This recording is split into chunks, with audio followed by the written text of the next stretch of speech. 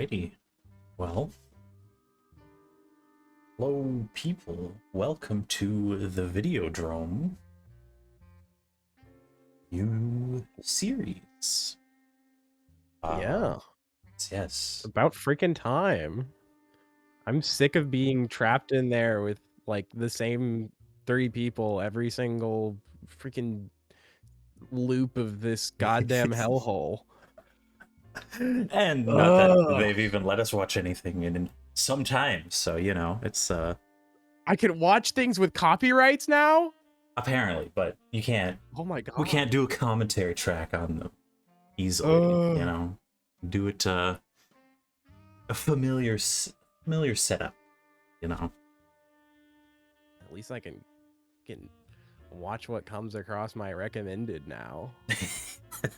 For once, Hallelujah. Finally some good fucking food. Yes. And this was pretty damn good food. Oh We watched yes. Cast a Deadly Spell. I had zero expectations for this. I honestly, the name sounded cool, Yes. but I mean, it's a 1991. Said it was a horror movie whenever I looked it up, which It's I funny. disagree with like completely. Yes, it's funny how the marketing for it, because some of the posters for the movie just say comedy, and I'm like, it's a bit of Because it's it just is. a yeah, it is quite funny, as a good noir could be or should be sometimes. Gotta have a Yes. little humor with your gritty detective. The Bant in this movie is by far its greatest aspect. Yes. And all of this, especially uh, for a straight to TV HBO movie. yes, this is probably one of the most underrated movies that I've ever seen because I've never heard a single peep about it. No. And just on all levels, it did everything right in my book. Yes. There's like a few little nitpicks here and there, especially at the beginning of the movie, but once the movie catches its stride, I mean, we'll talk about it, but Yes. man. Oh yeah. Man. One interesting thing here, the director did some surprising, weird stuff that I was actually not aware of. It was Casino Royale. Yes, he did Casino Royale and freaking GoldenEye. Yes. And also Mask of Zorro and the shitty Green Lantern movie. So this is a jack of all trades director who has made Kino and He's just made a million things, mostly like shovelware. Yes, yes. And that's a running theme with everybody in this movie. Yeah, no, exactly. The producer is another one of note. Gail Ann Hurd, very, very famous. She came from the Roger Corman group back at making like silly B movies, but worked on Terminator, Aliens, Insane. Incredible Hulk, And The like, Abyss, Armageddon, Punisher, like so much. producer for those movies too. Yes, exactly. And also, the way I knew her specifically was because of The Walking Dead. Funny enough, like because I would see her name on the credits, like every episode, and I'm like, oh, that's a name to remember or whatever. And they were involved in The Walking Dead show, and it's like, oh, and apparently about everything else ever.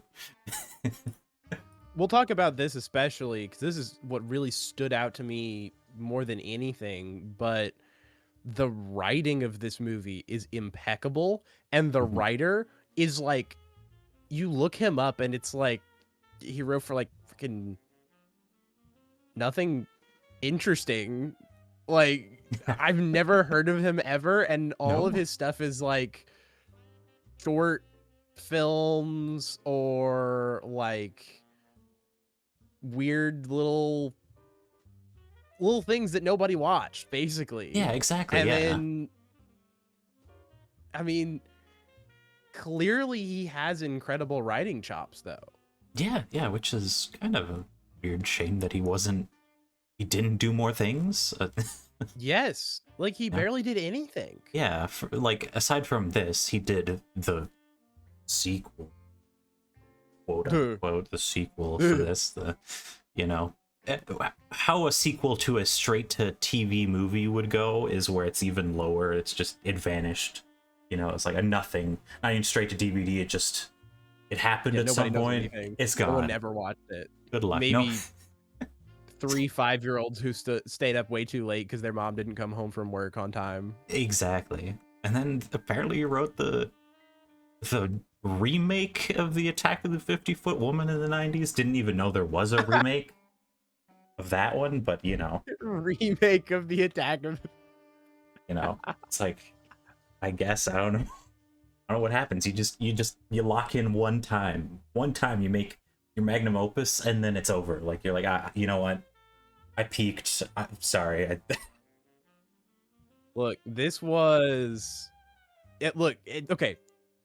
If this is the only good thing that you make in your career, that's acceptable. Yes. Yeah, I'd agree with that one. Honestly, that is more than acceptable.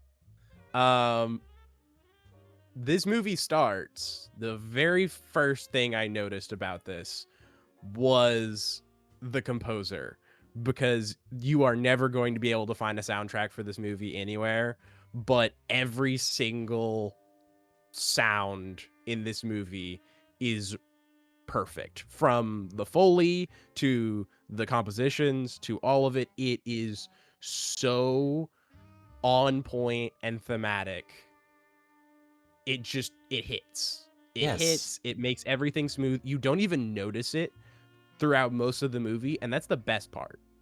Like, you only notice it whenever it's really meant to be there, and that's, to me, that's the sign of a fantastic composer. Oh yeah. It's just accent, and he does an incredible job of it. So the very first thing we get is just a beautiful noir opening credits to this perfect noir tune. And we open up on some gypsy ritual just out the gate. Yes. Or voodoo, I guess. I don't know. I wasn't sure with where they were coming from. Like some of the costume design, kind of was like, maybe it's voodoo, you know. Yeah, it's like she's just a witch. Just a witch, you know. So we open up to what we'll later learn. The name she mentions is she's like communing with her dead husband. And the first lines we hear in the movie are, "It's very bad, Nikolai. You can feel the push, like something leaning on a screen door trying to get in. If I had the money, I'd surely be in Miami." Already a small interesting, the beginnings of like the smallest comments of like, yeah, what's going on there? Like, Miami preferable to Los Angeles? Spoiler alert. Yes. So indeed. We get our first shot of H.P. Lovecraft, our protagonist. This was one of the coolest shots that I've ever seen. It starts with him facing away from the camera, totally black. You can just barely see his outline. He's facing to the side of the screen. His face gets lit when he lights a cigarette. The fire from the cigarette fades, and a police car lights go across the screen behind him, lighting him again. Mm-hmm. And then he turns back to the camera and is lit from like a light from behind the camera or something. But it is all shot on this perfect tempo, every single change in the shot takes the exact same amount of time. It's like, I don't think I've ever seen such a gorgeously rhythmic and well-timed shot to set up a character like that. It is so immaculate. I think I probably spent like 5 or 6 minutes just like rewinding this shot and trying to track everything that was happening in it. Why don't these people make more movies? Hey, you know, it's and the fact that this movie, like another little detail here was it was pitched for a budget of 25 million at the time, right? But then they nerfed it down to like 6.5 million. So it's like to even work with it at such a lower budget and still make something so visually appealing too. Yeah, I mean, everything in this is just an incredible use of resources. Yes. So, turns out Lovecraft is like, they're just finishing up a case or something. They've arrested some prostitute. And we immediately set up that this like dipshit detective Grimaldi is just constantly making awful jokes about women. And immediately he makes a joke about like this perp being a prostitute and how something like, well, Lovecraft, I bet you got your payment up front.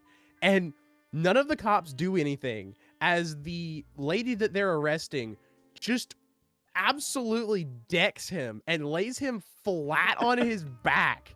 And all of the cops just laugh at him. Yes, already perfect painting of a portrait of this character, This has clearly happened before. No one's like, he says shit and he'll get laid flat by whoever. So, kind of which is, it's funny since he seems to be compensating because he's always shitting on Lovecraft, always like, hey, Schlubcraft. Yeah. I mean, like, he's successful in his work. He's just a moron. Yes. Oh, man. So we set up the world here where it's immediately apparent that this crime was done with, like, a Mamet. Some kind of a voodoo doll murder. And the police chief and Lovecraft bitch about how magic makes everything easier, including murder, Mm-hmm. And it's set up that everybody in this world uses magic except for H.P. Lovecraft. It's the one man with morals. I wonder if he gets a cat in the second movie. Anyway, that'd be interesting. Implication there. So we go on to like Lovecraft walks away. Grimaldi, for no reason whatsoever, starts shitting on him for like not using magic or something, for being high and mighty, whatever. This scene has my only real issues in the movie, which is I felt like the line delivery was a little bit stiff. Oh, yeah. They weren't certain. I feel like this was one of the first scenes they actually filmed. Oh, yeah, I would assume so, too. So the cops weren't super good on their delivery or anything. Lovecraft kills it. Oh, yeah. He's on point throughout the whole movie. So as he walks into the night, we go to a bar where I can't say the name of my favorite character in the movie. Anyway, this like cabaret club owner, Borden, and his henchmen are receiving a book that they like this other henchman was bringing them or something, like a contractor. Turns out the contractor scammed them and gave them a fake book and probably stole the real one. The book looks awesome. Oh yeah, it's such an amazing prop design. It's this huge, like half a foot tall grimoire tome thing with this skull spider thing on top of it. It's so creepy. Later we get to see inside the book some, and it's got all of these like awesome like occult drawings and stuff on it. But this book is a fake. This book is blank pages after blank pages, and immediately the big boss man sends his crony after the delivery man. Yes. And follows him to a train station. Though they did give him his payment because he did scurry off quickly with his little This is true. You know, his little So they pack gave of money.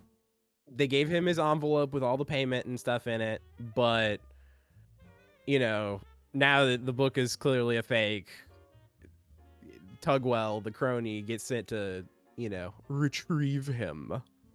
But he doesn't do that. So they get tracked to a train station, and there's this interaction between a woman, definitely a woman, and Mickey, the delivery guy. I never seen a woman with a chin like that, but you know, I think when we watched this, we both immediately clocked that, and like our radar went off. We're like, Yes. we see how 50% of this movie's going. So Mickey drops like a note to the woman. It doesn't really say much. It just says, "Not safe, I love you." There's no real like contact there. I don't even really know why he took the risk. But he runs off to a bathroom, and Tugwell follows him in there, and we get to see our first real spell.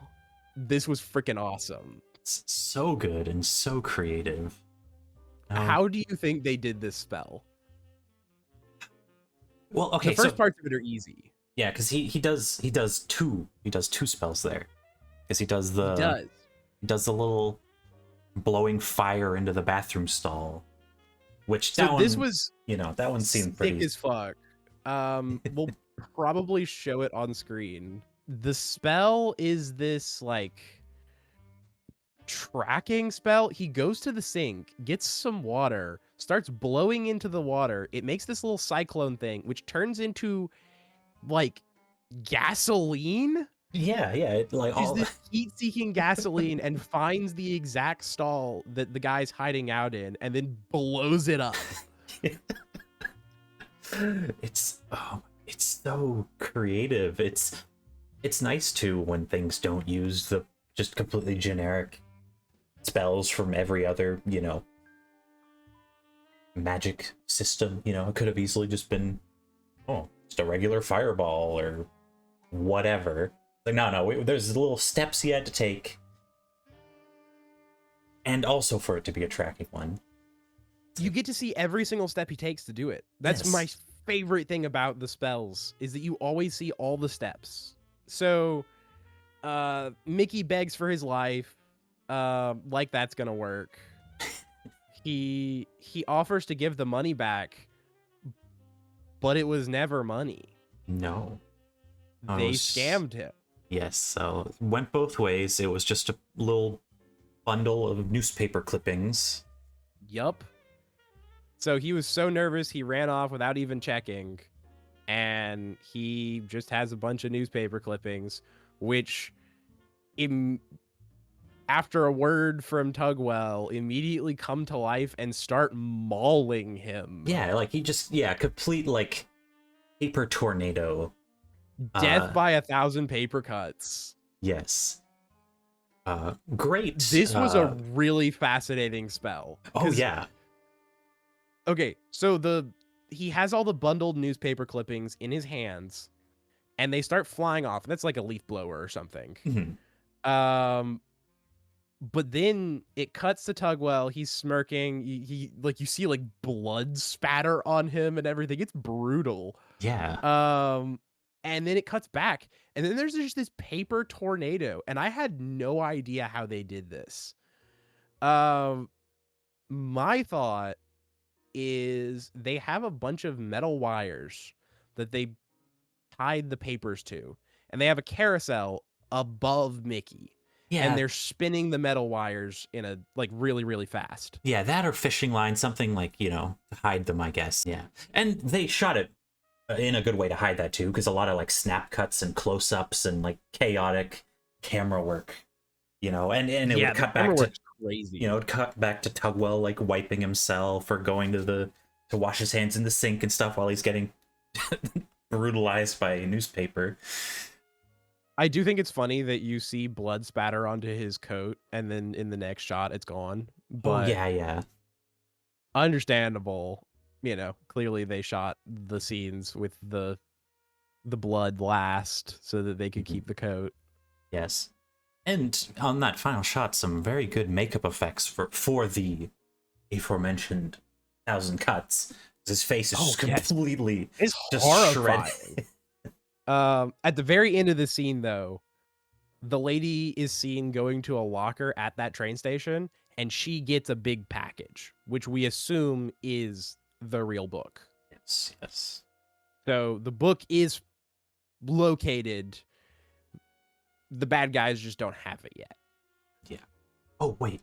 1 second. There was one more. The random little thing Tugwell does when he blows a little kiss into the mirror and it just shatters. He does. I forgot about that. Yes. Yes. It was such a silly little, like, what was that? Why did you do that? I don't know. At the very end, he blows a kiss. He like winks at himself and blows a kiss to himself in the mirror. And the mirror, he says boo. Oh, yes. And it, like... Boo. And the mirror gets scared and like shatters like a bullet hole or something. It's like, oh, okay. You know? Like, what the hell? Great effect. Yes, it was. Everything Tugwell does. Tugwell is such a great menace throughout this movie. Oh, yeah. So we move on to... We go back to Lovecraft in his office. And it turns out the gypsy from the beginning is his landlady. And yes. He like bursts into his office and starts threatening to curse him if he doesn't give her rent, which is terrifying. I don't know why he left the rent that late or why he's so casual, because she scares the shit out of me. Yeah, right. And, you know, her acting, she is unquestionably my favorite character in this movie. Oh, she is great. Yes, I've said this a few times, but she is like realistically, if you had to twist my arm, if I had to say a favorite character in this movie, it is, I can't pronounce her name, Hippolyte Kropotkin. Yes, Hippolyte Kropotkin or something. Kropotkin. Kropotkin. Easier than you. Kropotkin is such a fucking just incredible character throughout this whole experience. Oh yeah. Her cadence is so fast and it's so even. She gives everything in almost a monotone. Not like she has a strong accent. I can't say a monotone, but it's like everything is so even and deadpan. You never really know if she's joking, which she doesn't seem like someone who jokes. No.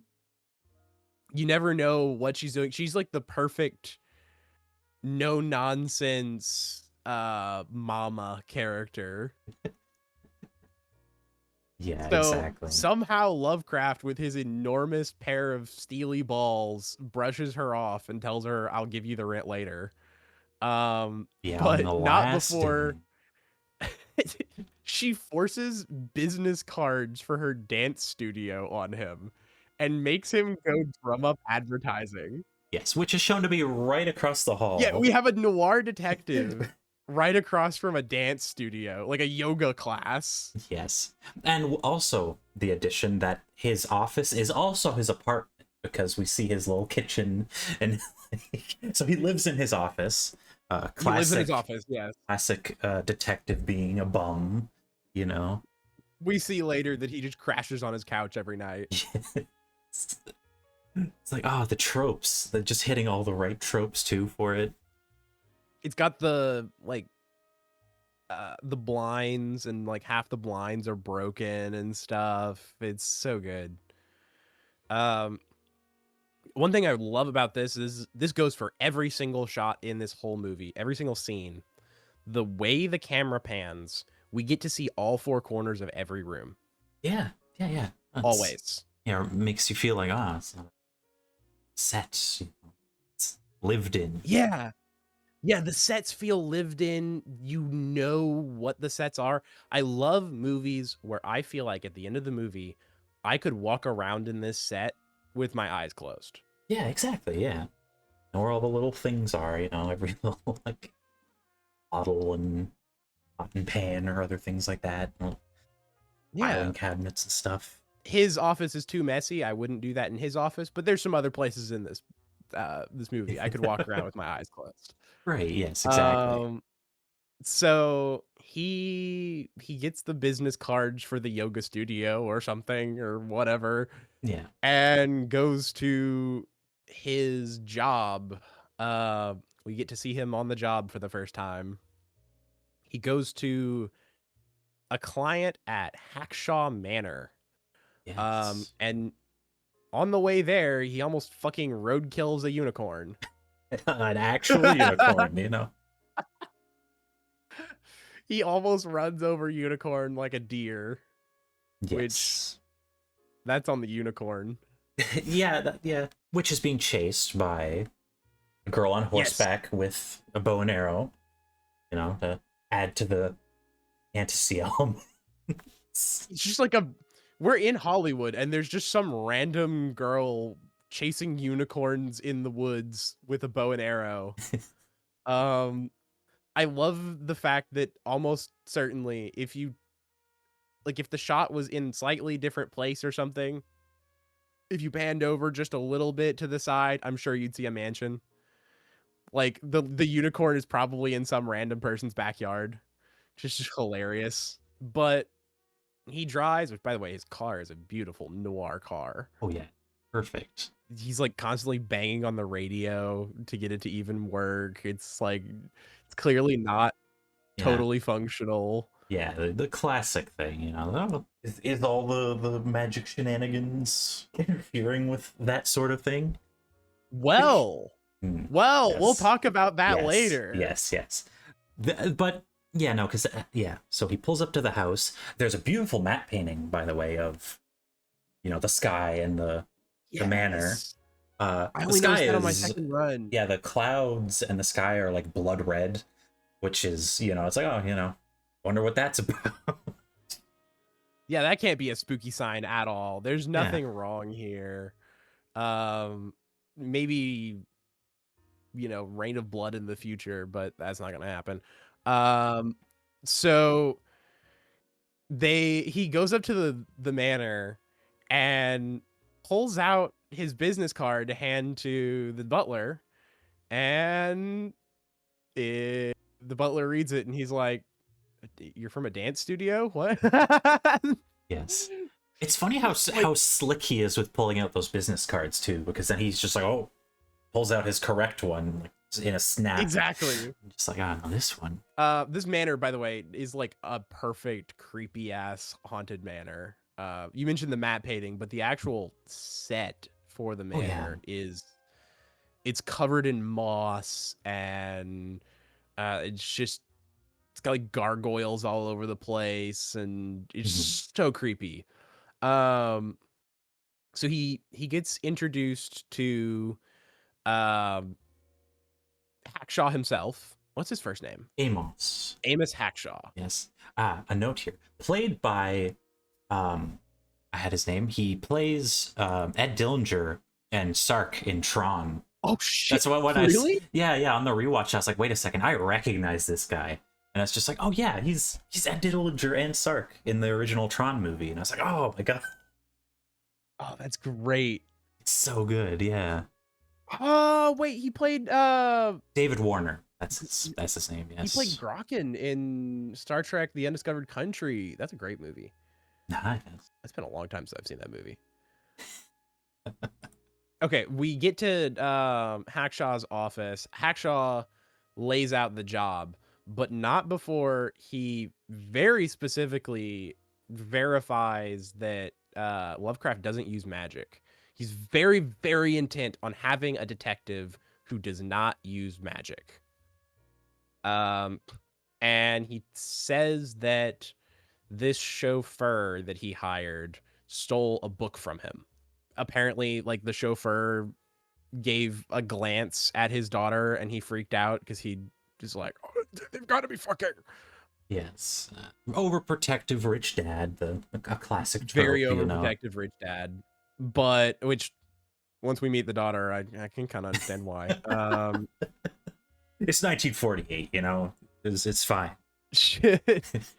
He sets Lovecraft on the trail of this chauffeur that was fired and stole a very, very important book, grimoire, which we can pretty much immediately figure is the one we see at the beginning. And we get the name for the grimoire.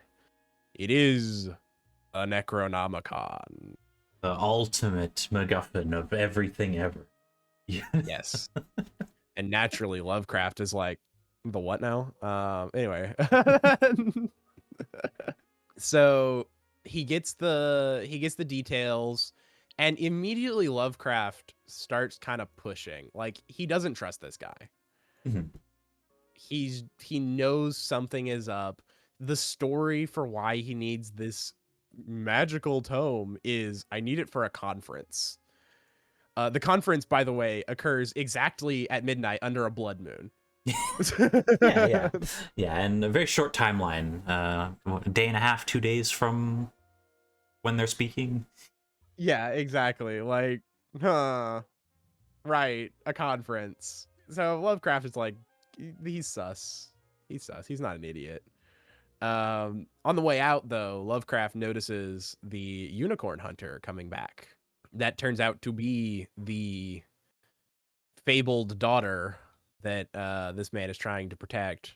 So Lovecraft goes and interviews the daughter. And immediately, she is a raging bitch. Just the worst of all white girl tropes. Like 5 seconds in, she asks him for his star signs. Oh yeah, and his birthday, and she knows who he is the second he sees her because she broke into his car and looked through his glove box. Yes, knows all these details, knows his full name and everything. Oh man, again, the banter here where he's like, oh, you didn't rotate my tires while you were at it, didn't you? Yeah. I'm just like, oh, amazing. She's like, oh, maybe eventually. Yes. He gets the upper hand though, as she like constantly starts flirting with him. He's like, yeah, I don't buy that whatsoever. You're all talk. And she's like, how would you know? And he's like, you're a unicorn hunter, so you're a virgin. And she smacks the shit out of him. And it doesn't affect his smile whatsoever. That was exactly what he was going for. Continues he's to like be smug. Grimaldi, but he knows exactly what he's doing. Yes. Yes, on a counter here. Second insult of his tie. They keep, people hate his tie. They hate his tie so much. That was one of the first things with his conversation with Grimaldi at the start. He was insulting his tie, and then now she insults his tie. Fucking hates his tie. People hate his suit, and Yeah. it's not even like, it's not that bad. Usually you'd expect a detective, like a noir detective, to be more rumpled, but he's pretty clean. Yeah, at least at the start. Right, you know. Yes. It was funny when she asked him his birthday, and he says his birthday, December 5th, and then he says, same as Walt Disney and Martin Van Buren. Very specific. Right. Very specific. I'm just like, okay, so one, Walt Disney just out there in this world, you know, it's the real world, or was at some point. Great turnaround, though. This is one of those scenes where, especially with this girl, he really gets to show off his banter. Yes. Because he immediately turns that around to what's Larry Willis's star sign, like immediately asking about the chauffeur. Yes. Like he can turn every conversation into clues. There is never a conversation in this where he's not getting information. And again, this is one of those things, just a phenomenal use of resources. Yeah. Every single line, every single action sets up the next thing. He kind of gets a feel for her, but he doesn't really get a whole lot of good information from her. Mm-hmm. But at the end of the conversation with Olivia, he's apparently gleaned to know where to go next. And it starts raining blood as he leaves the manor. Yes. This is just a weather phenomenon. Yeah, it's now. just it just happens, you know. That's the thing. Ooh, another little thing here I noted about Olivia there, and the whole, you know, magic stuff happening was how she, like, the whole unicorn hunt, she was gonna dedicate it to Diana, the goddess, the Roman goddess of the hunt. I'm like, okay. And with the gypsy voodoo stuff earlier, paganism has clearly come back. You know, it's clearly like useful. So it's an interesting, like, okay, there's more little world building lore tidbits here. She's very pagan, like Wiccan kind of vibes. I don't really know exactly what she would fall under, but she's she doesn't know anything about magic, but she thinks it's cool. Yeah, exactly. Very obviously. So as Lovecraft is leaving the manor under the rain of blood, we also see he's being watched by what seems to be one of the gargoyles in the manor, which I'm sure won't come back. I do think it was funny that the perspective shot looked like security camera footage. Yes, like, that's an it looks effect. exactly like security camera footage. Okay, what year is this? This is 48, right? Yes, 48. Okay, 1948. Just after World War II. Yes, this is about to be very relevant. Yes, we get our first mention of the war in the next scene. Yes. He goes to Larry Willis's apartment and he sees like the old landlord trying to fix a car or something. Inside the car, turns out, like, Lovecraft is like, you know, I know what's wrong with it. It ain't got no gas in it. Turns out what it does have in it is gremlins. Yes. You know, in the real world, it was definitely a big thing in the 30s and 40s of people talking about engine gremlins, just to, you know, whenever something was malfunctioning or acting up, it's like, oh, it's those damn engine gremlins or whatever. In this one, these are actual real life engine gremlins. Yeah, real little puppet creatures, just wrecking the engine. Very well designed. Oh, they're amazing! So nasty. Oh yeah, amazing creature aesthetics. But he just like sprays them down with something. Yeah, it's like gassing bees almost. It's like smoking out bees is what I thought when he did that. I was like, oh, you leave them in there? You just put them to sleep and leave them there? Yeah, like he's just so fed up with them that he's not even bothering. Yes. But yeah, no, here is where he makes that little comment. After World War I, the only thing we brought back from France was the clap. In this war, they go off to the Pacific and bring back these damn gremlins. Oh, there's so much just in that one sentence. I know. First of all, this guy is a vet. Yes. This is a World War I vet. Second, this finally sets the stage of this is like right post-war. Yes. Third, it doesn't necessarily confirm that magic comes from like the war, but it does imply that like magic is almost like a transcontinental STD, like an invasive species or something. Yeah, and it's definitely a newer phenomenon, like in less than a generation, less than, you know, because clearly with Lovecraft himself clearly was, you know, a detective before magic was, you know, widespread. Since when with his first little conversation at the start with Bradbury, the other detective, the head detective or whatever, where they're both clearly like older detectives, and they're like, oh, all this new magic stuff, and it's like, okay, Yeah. so it's definitely like, 15, 20 years, may less, maybe only 10, who knows, like it could have I'll been. talk about this, like, when we get to the police station. I have Yes, some yes, notes, but it's very clear that the police don't know how to deal with this yet. yes, yeah, They it's don't have still. enough resources. They have no idea how to handle most of this stuff. It's very ad hoc. Um, but the attitude is very no tolerance, kind of like, we don't have enough resources, so we're gonna be hardline on everything. Yeah, yeah. Which understandable, So he gets access. Lovecraft gets access to Larry Willis's apartment.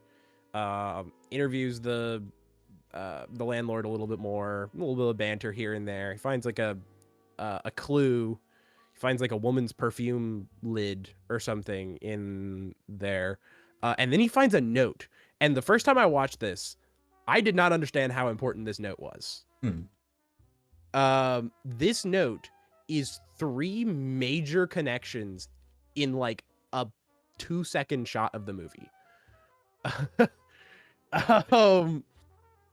Like, there were a lot of connections later. I was like, how is he making these connections? And then I watched it again. I was like, oh shit. Like, all of that was explained. He finds a note on Vista Bonita letter paper. So we know a location. We don't know what it is, but we know a location. It's from a person who works at Vista Bonita named Mickey or Michael, whatever. It shows his professional name. And then the note at the bottom says Union Station, 1 bag. So someone named Mickey who works at Vista Bonita is telling someone that he left something at Union Station. And Lovecraft gets all of this information, and the viewer's just like, lucky if they even notice it all. Yeah, it's so quick. Also, Mickey, or whatever, Michael on the paper, is the president of Vista Bonita, as yes, he an interesting little, Yeah, it's Michael J. Lockstetter. That's what yes. Name here. Again, good, wonderful movie making where it's just, they're not gonna beat you over the head with it. It's just like, yep, that if you didn't read that little note he pulled out, it's given to you. The clues are given to you. You can make every single connection, and you actually have more information than Lovecraft does.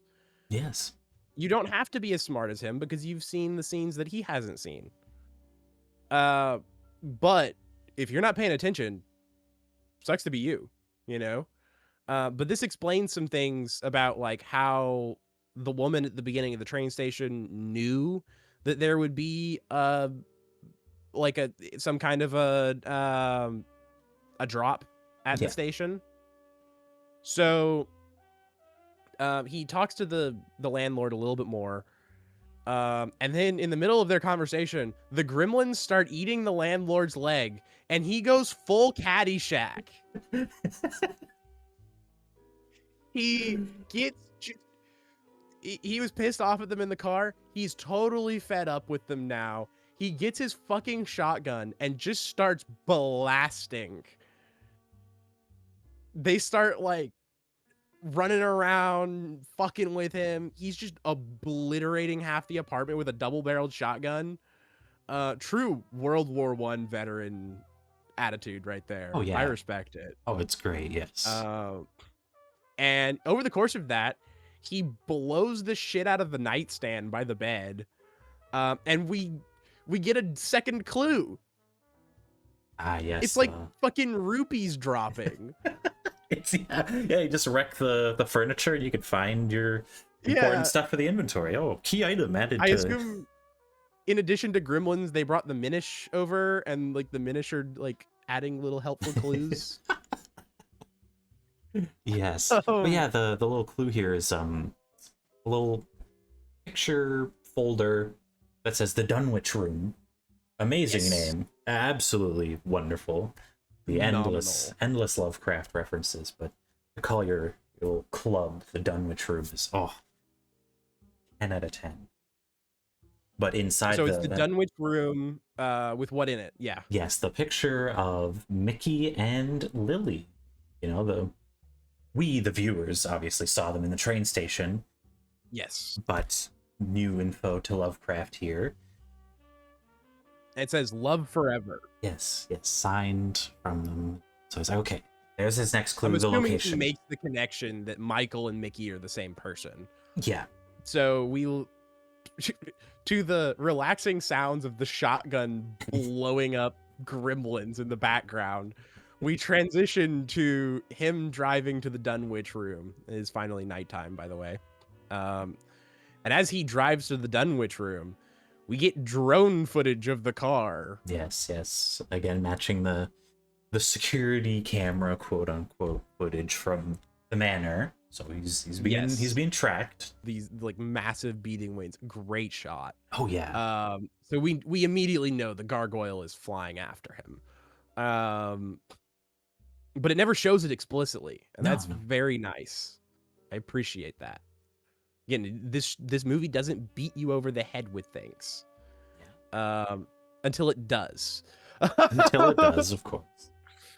So we are now in the Dunwich room. It's a big, like, 40s style club, like a cabaret club kind of deal. My immediate thought was the one from the awful vampire movie, Not a Vampire Movie, that we recently watched. You know what I'm talking about? Yes. Fortunately, this one's much better lit and much nicer to look at. Lovecraft goes get a drink from the bar, starts trying to figure out like where, like who's Mickey, who's Lily, trying to figure out who's who here. I think he asks about Larry too. Like he asks some names. Bartender's no help. Yes. But he does notice in the corner some people are getting their pictures taken. So that's an immediate connection to the picture that he just found. So we're kind of already explaining how that would have happened here. Yeah, they take the pictures of some of the guests who have their little private tables and stuff. Yeah. However, Lovecraft is immediately distracted by a walking PTSD attack. Ah, yes. Oh, wait, one little thing here, just to note, the first singer at the club are legally distinct Sinatra, clearly dubbed over. I thought that was pretty funny when I saw it. I was like, that man's... They just straight up dub him over with Sinatra? I'm not sure. Possibly? Oh, and another thing too. Great mood music.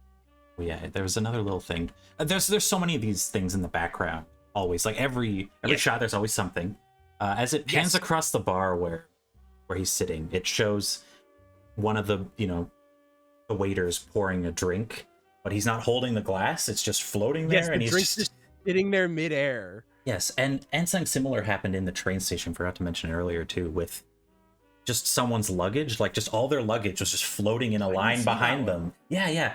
There's just all these little tiny, silly details, and it's like, again, I'm further filling out the world and people just using it, whatever. Yeah, use magic to, carry all the luggage, pour a drink. I believe in the background of one of the other shots, while he's like interviewing the bartender or something, you see a bartender using like the shaker, but he's not holding the shaker; it's floating. He's just kind of like shaking a little bit. I'm pretty sure that's at some point in the movie. But anyway, yes, back to the PTSD.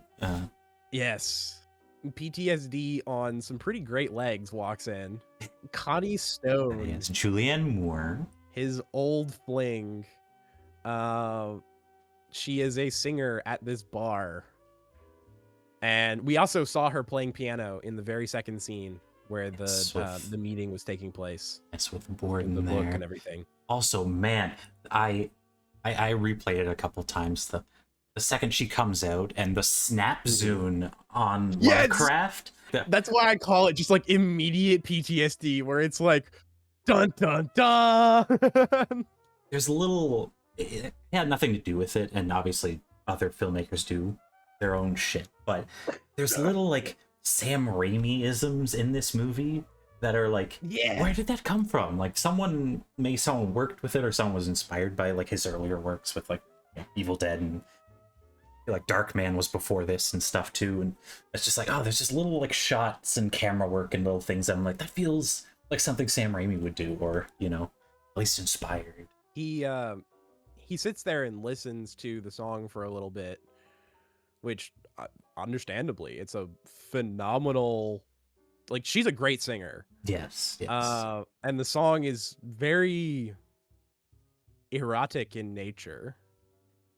So he just kind of sits there and listens for a little bit. But as he listens, and as we as the audience get lulled into a lullaby, we cut to the parking lot where a massive fucking gargoyle is trying to hide behind parked cars and be unobtrusive. And that is not fucking working. He is in plain view of the entrance. Yes. He just does not care. He seems very pissed off. Oh yeah, snarls a bit. But again, assuming the world people have gotten used to random weird shit like this and don't pay it any mind, it's just like, oh, okay, creature walking around. All right, it'd be like that. I they're guess. outside of a place called the Dunwich Room. It's like, yeah, what do you expect, man? But inside, once Connie finishes, Lovecraft approaches her. They have a conversation. They flirt quite a bit. Yes. But it's all kind of vacuous. This is the first time they've seen each other in forever. And he he pulls like a true spurned lover. So you and Borden are still together? Yes. Oh yeah, there was another tiny detail here while we were being lulled by the song, is the bartender makes a phone call. It just cuts to him real quick. He just, looking suspiciously. Yeah, no, I made a little note here. He looked suspicious as he walked away. I didn't see him call. But yeah, no, then it just cut to him for a second where he picks up the phone and he just kind of looks over his shoulder, and then so it sets up the next little thing that's about to happen here, where when he's talking to her, our good old friend Tugwell and his big old scary zombie friend. Say it. Yeah.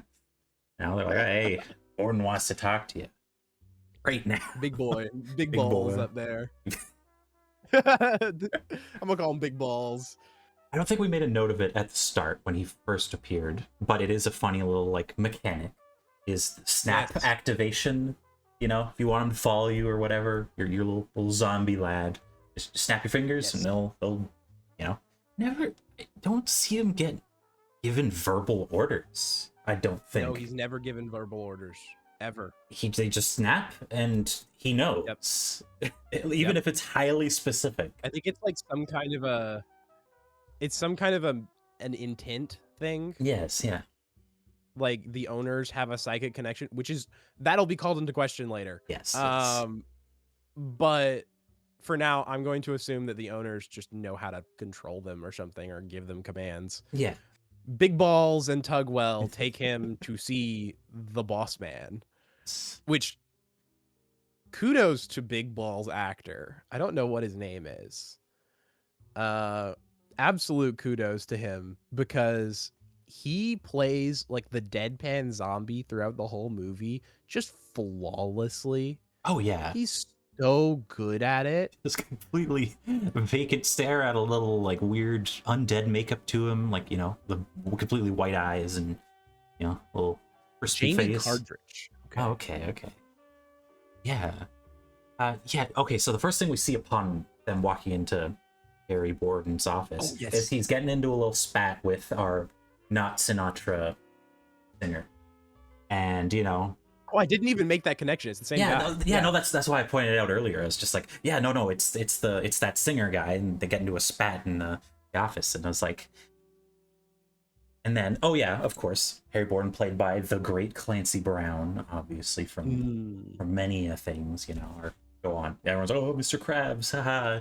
Come on, give him a little more credit. It's men from Highlander and so. Mr. Krabs decides to screw over our poor Sinatra clone.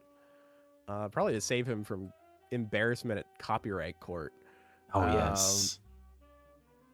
So he's trying to have like a record deal or something. Yeah, and jealous club owner. Yeah, jealous club owner doesn't want one of his lead acts to run off.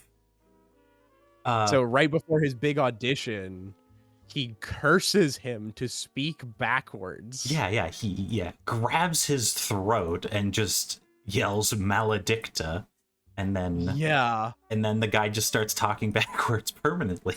I love this so much. It sounds so good. Yes. It works so well to immediately set this guy up as a fucking cunt. Yeah, exactly. It's like, now let's see you get your record label. So they sit down and have a conversation, Borden and Lovecraft now. Once freaking Discount Sinatra gets thrown out the building.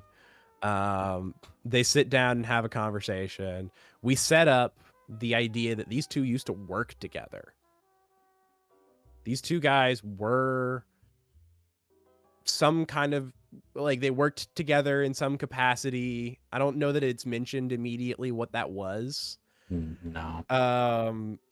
But it's also mentioned that, and we can kind of infer from the other conversation, that one of the big reasons they broke up their little dynamic duo was Connie. Yes. A classic. So Borden got the girl. Yeah. Because noir detectives cannot ever have the girl. No, of course not. No, legally in the fine print there, that not allowed. Yeah, they buy offices just so that they can keep their cuck chair. Oh my gosh. So Borden is kind of fake nice and offers him, he just wants power over Lovecraft, that's it. Mm-hmm. Yes. He wants to be the superior to his old buddy. But Lovecraft immediately is just pure snark. Yeah. Snark on wheels. And drops the idea that, hey, guess what? I'm on your trail, asshole. I know about the book. And after that, they kind of drop it from there. Mm-hmm. Lovecraft leaves, and Tugwell trails him. Did you notice that both times Tugwell trails somebody, he's like, I need to go get some fresh air? Yes, he does the same thing. It's yeah, his little bit. Oh yeah, he said the same thing when he trailed Mickey. Yes. So as Lovecraft leaves, he lights a match on the zombie's face. Yes. So the way this happens is it's Lovecraft pisses Borden off by saying, like, I'm on to you kind of thing. Borden's like, yeah, but I got Connie. And then Lovecraft doesn't even really respond. He just leans over, like, reaches up to Big Balls and strikes a match to light his cigarette on his forehead. No reaction from him, by the way. He just complete blank. The usual, continues to do that great. He looks like he's made out of stone. I love the portrayal of zombies here. And forgot to mention, as part of the banner, we can't leave this by the wayside, we find out how you buy a zombie. Oh, yes, very important. This is that scene. Do you have the note of that? Yes, I do. It's so they're like, oh, he was at first he's like, oh, how long do those things usually last? Don't they shrink up the place? And he's just like, you get a good 3 months out of them, where they fall apart or rot and that sort of thing. Then they mention it's just like, oh, they're $30 a head. A toilet paper roll. It's just like, they're $30 a head from the West Indies, and they come 6 to a box, and with which Tugwell is just like bonbons. Just that casual, like they're just importing, zombies in bulk. You gotta buy them in bulk. Yeah, the idea that you can only buy 6 to a box, so it's like a buy this many, get this many deal almost. Yeah, and that, yeah, there you go, another little world building. Like, it's just a zombie like marketplace, you know, like they just import some zombies. Like, oh, I need like construction workers or a bouncer or something. It's like, oh, just give me a zombie. Oh, you want staff? It's like you can get 6 for about $200, including shipping and tax. You know, like. And once you pay for them, you don't gotta pay them like, you know, salary or anything. It's just they'll just Yeah, do and it they're disposable. You could just bury them after. Exactly. So good. It's amazing. So after, like, clearly the Connie thing kind of fucked Lovecraft up a little bit. He ain't having a good night. So he doesn't leave immediately. He sticks around for a little bit and listens to Connie sing, and then drives back home like freaking Ryan Gosling with her soundtrack playing.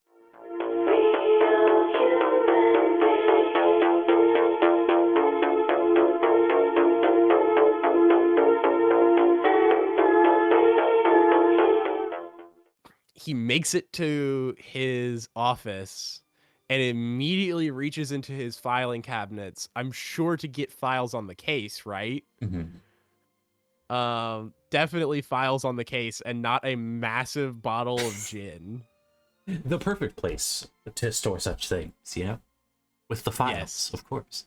But he's storing them with the files of his backstory with Borden. We see a newspaper clipping saying that they were police partners and very successful ones. Yes, there was a headline front page, like the big car theft bust, you know. Yes. Like $1 million worth of hijackings in the early 40s. Well, it wasn't car theft. It was bank armored car hijackings. Oh, so even this is huge. Yeah. Big thing. Yeah. So that it's like they're getting a commendation and everything. And clearly we don't know exactly how, but that went to shit. Yes. We can assume Borden was a corrupt bastard. But in the course of drinking, he just starts like hallucinating that Connie followed him home or something. Yeah, he's losing a little bit. Getting the cracking under the pressure, you know. This is like the least stable we ever see him. Yeah, in the whole movie. He's kind of fucked. Yeah, and then next day it's just like, all right, we gotta lock in again. So in coming home to his office, we begin kind of the running theme of this movie. Every time he goes back to his office, that is how the act ends. Yes.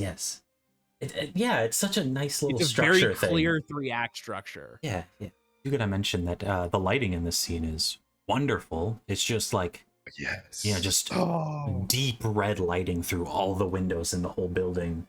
So it's just it's from this huge neon sign out front. Yes. So it's this beautiful neon red, and you see the lights of outside Hollywood and everything. It's so pretty. And for it to contrast cutting back to her singing against red curtains and her red hair, it's all just, aesthetically blended perfectly.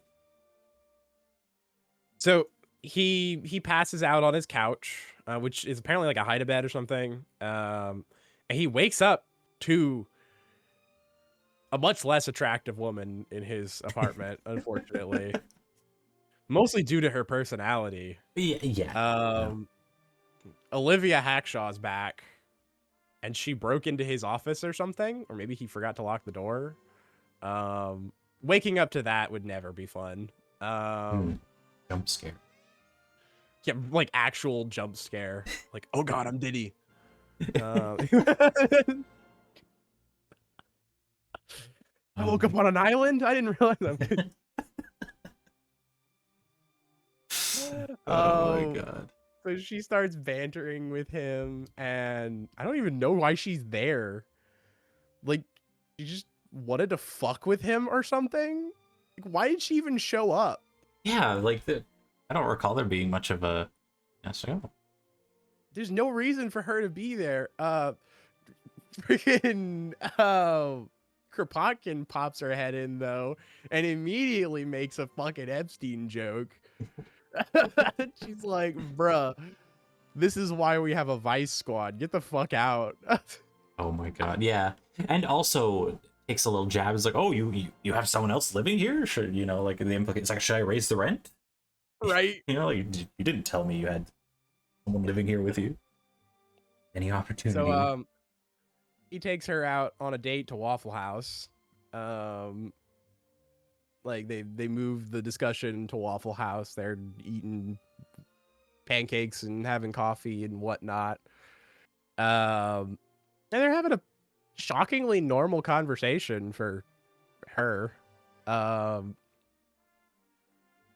But in the same booth, like in the same building, right across from them, like a booth over, is it's our old friend Tugwell.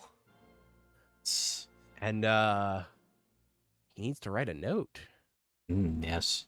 Oh, I will add, he's he's reading a newspaper here. I just looked at little details of this, so just to see what kind of random little blurbs. It's like, San Diego bus, 25 aboard, missing.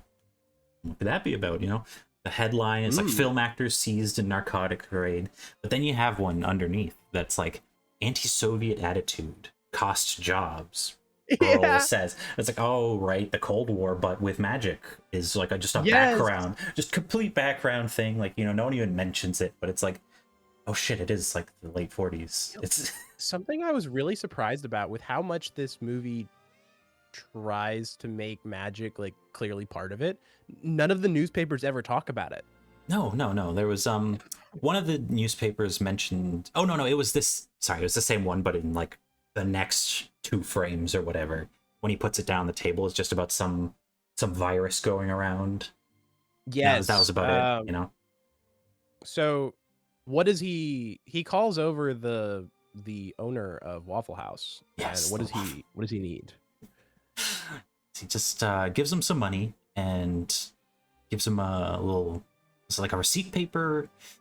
Yeah, and he gives him like, it was like $40 in the 40s, which is like crazy amount of money. So he immediately it was established earlier, that's what Lovecraft makes in a day. Yes. just to flex his little, you know, thing. So yeah, he starts writing some stuff on this, the bill, the receipt, whatever. Gibberish, you know, strange symbols. Yeah, he just puts some weird symbols down and sends it Lovecraft's way. Yeah, and makes his exit, looks at him through the window and just shakes his head and laughs, you know, and just a little like hearty chuckle to himself, like, they're screwed. So I will point out, you mentioned the newspaper that we see while he's writing that down. The only 2 words you see of the headline as he is writing the runes or whatever, you see the words caution, danger, and fear. Yeah. Very, very specifically. Like, that was definitely like on purpose, you know, that was too specific of a thing to have in the shot. Like, they could have just not had the newspaper sitting there or whatever. Lovecraft, though, immediately recognizes what this piece of paper is. Yes, once the manager hands it to him, slips it to him, and faces him into the kitchen. The kitchen's a very, very involved set, by the way. Oh yeah, it's there's so much going on. Yeah, just for a little diner like that too, it's quite full and busy. You know, you got the 2 chefs in there or whatever doing what they're doing, and I never would have expected Waffle House to have so much food prep going on, but oh yeah.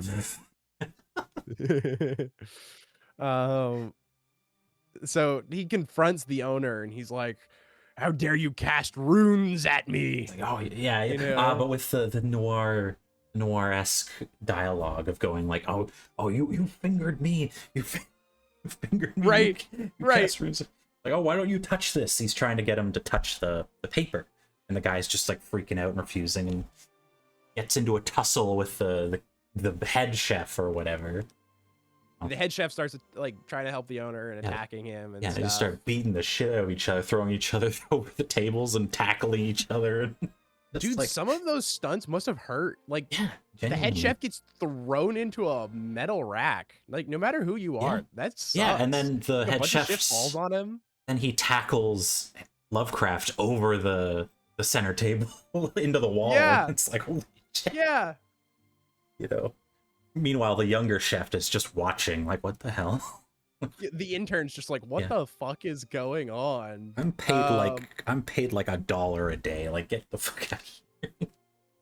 Over the course of the fight, though, Lovecraft gets a frying pan and just knocks the shit out of the head chef. Yes. Like completely on the floor. But over the course of that, the intern finds something on the floor. Yes. Picks up the rune paper. Funny enough, the completely different piece of paper with written in marker and not pen. It's not the same one from earlier, so there was a weird little I didn't break. notice that. Yeah, there was a weird little break in continuity of that prop, which I thought was funny because yeah, the one was very clear piece of paper and it was written in very fine pen, and this one is all wrinkly and it's written in marker, and it's just like I was like, did they lose the first piece in the tussle, or spilled coffee on it, or you know, something. some little thing like that. I mean, at least they managed to make the runes look the same or whatever. But I thought that was a funny little like very glaring thing. But the owner goes and snatches the piece of paper from the intern. Yeah, so at least he's not because he seems to know. He knows, you know, it's not a good thing. Knows that and this is fucked up. It's like, bad's gonna happen. This young guy doesn't deserve to get got here, you like, know? He's clearly terrified of it. Yes. And then all eyes are drawn to the pot on the stove.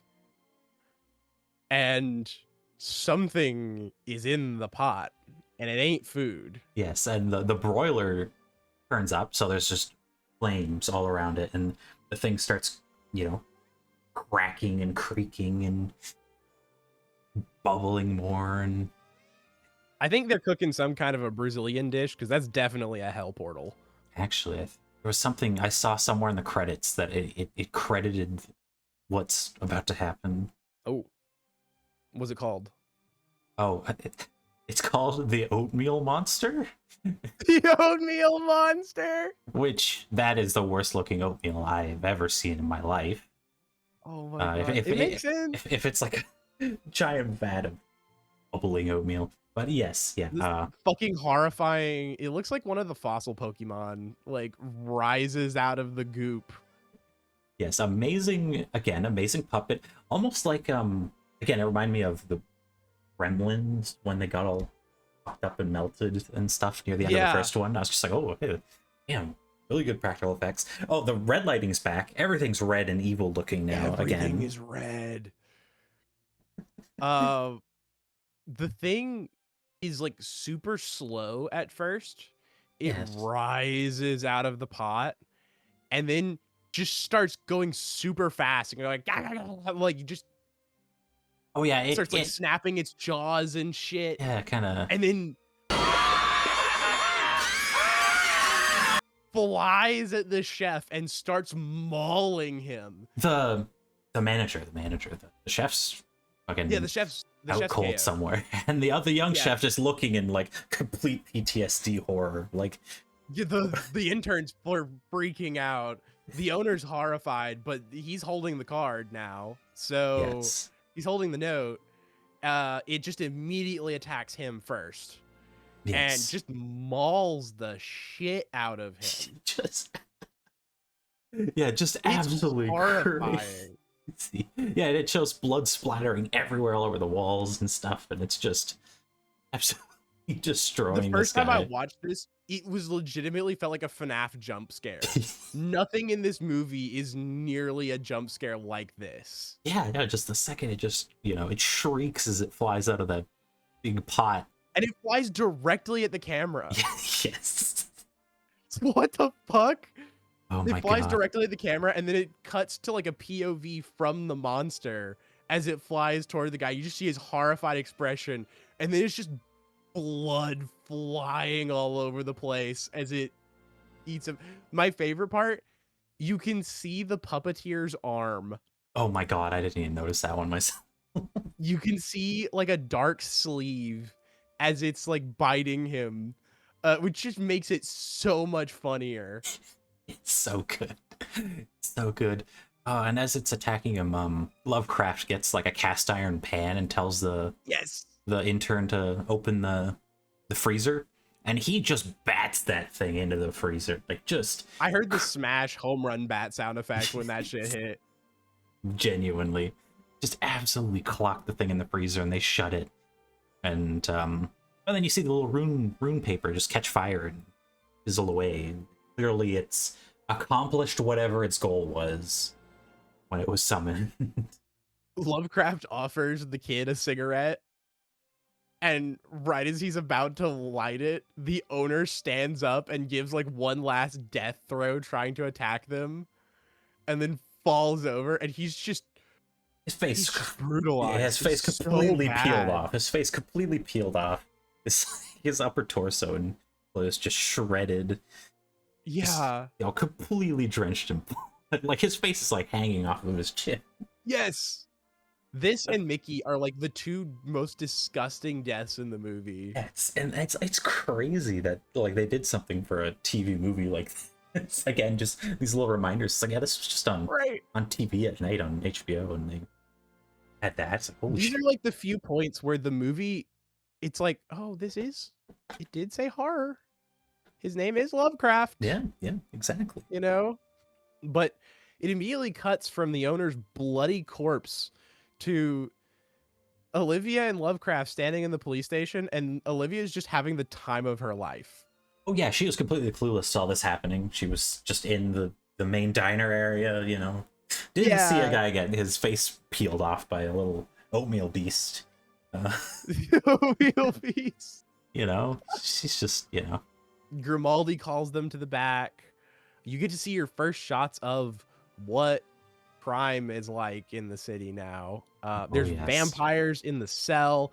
There's some kind of freaking seance going on with like what looks like a Ouija board. Yeah, and a few detectives just holding hands, and you know, all sorts of little chaos. I love the idea of like a police station now has to have like freaking seances and summoners to ask the dead people how they were murdered. Oh my god. Yeah. It's at least it's a, you know. Imagine you have to have like a whole division of people who specialize in that now. And I love that idea so much. Yeah. And the further world building of, you know. We get to see our first, because I have a note about this. The police station is our first real sight of an institution that was not ready for magic.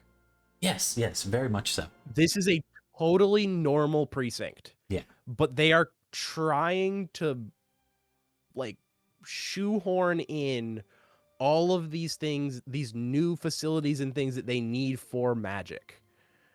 The cells obviously aren't necessarily going to work for all the creatures they have to deal with.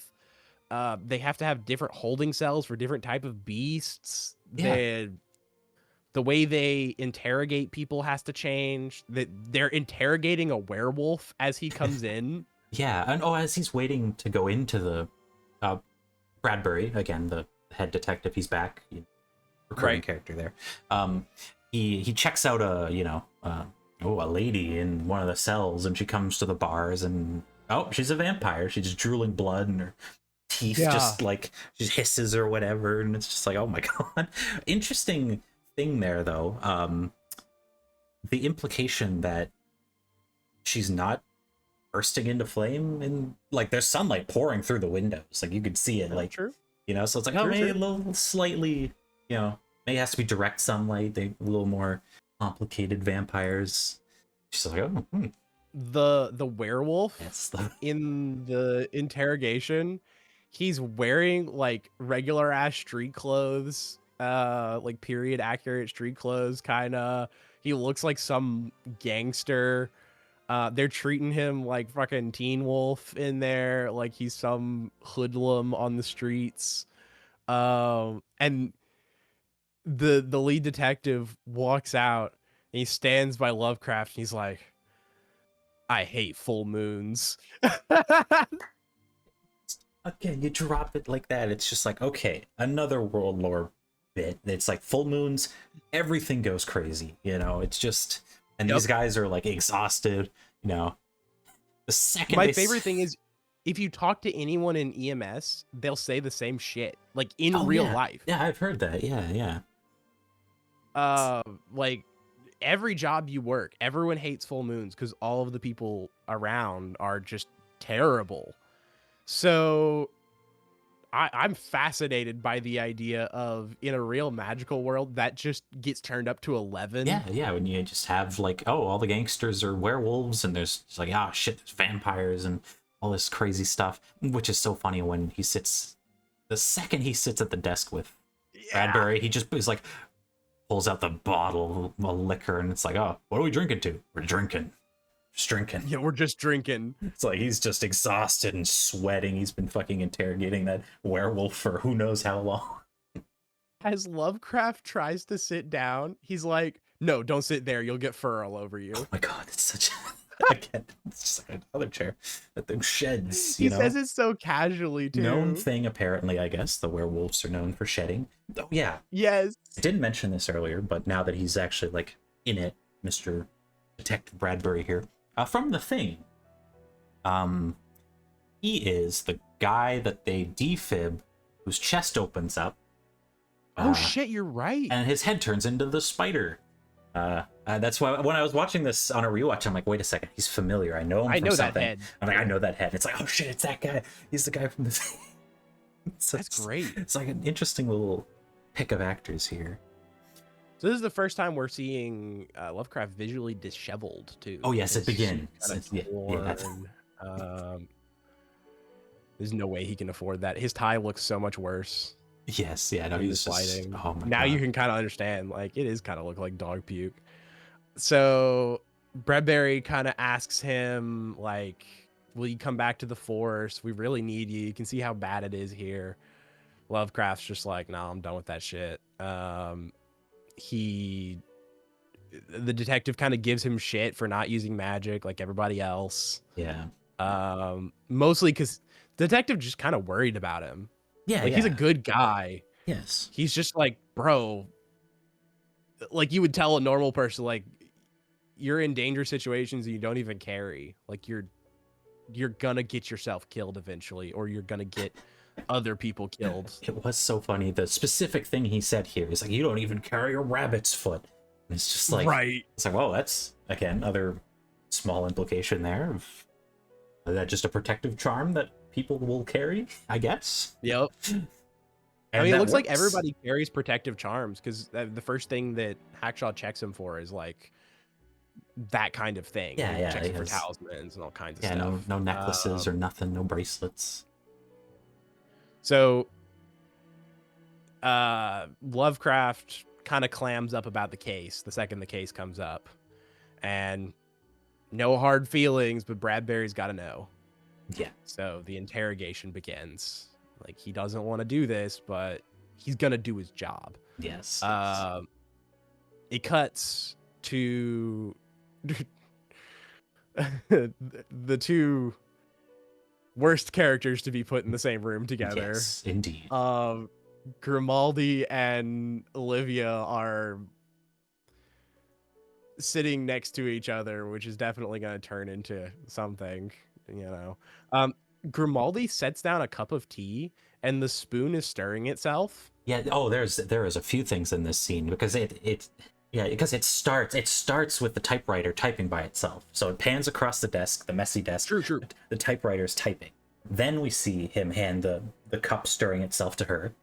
And then in the background, one of the secretaries goes to a filing cabinet. It opens by itself, and a file levitates out of it into her hand, and she walks off. And it's just like, it's like, oh, again, yeah, like everyone's just This is using the it for most everything. magic that happens in one shot, I think. Yeah, at the start, So when many he spells first, when we see the seance, there's a tray of tea going across, just floating across the screen too, which was funny.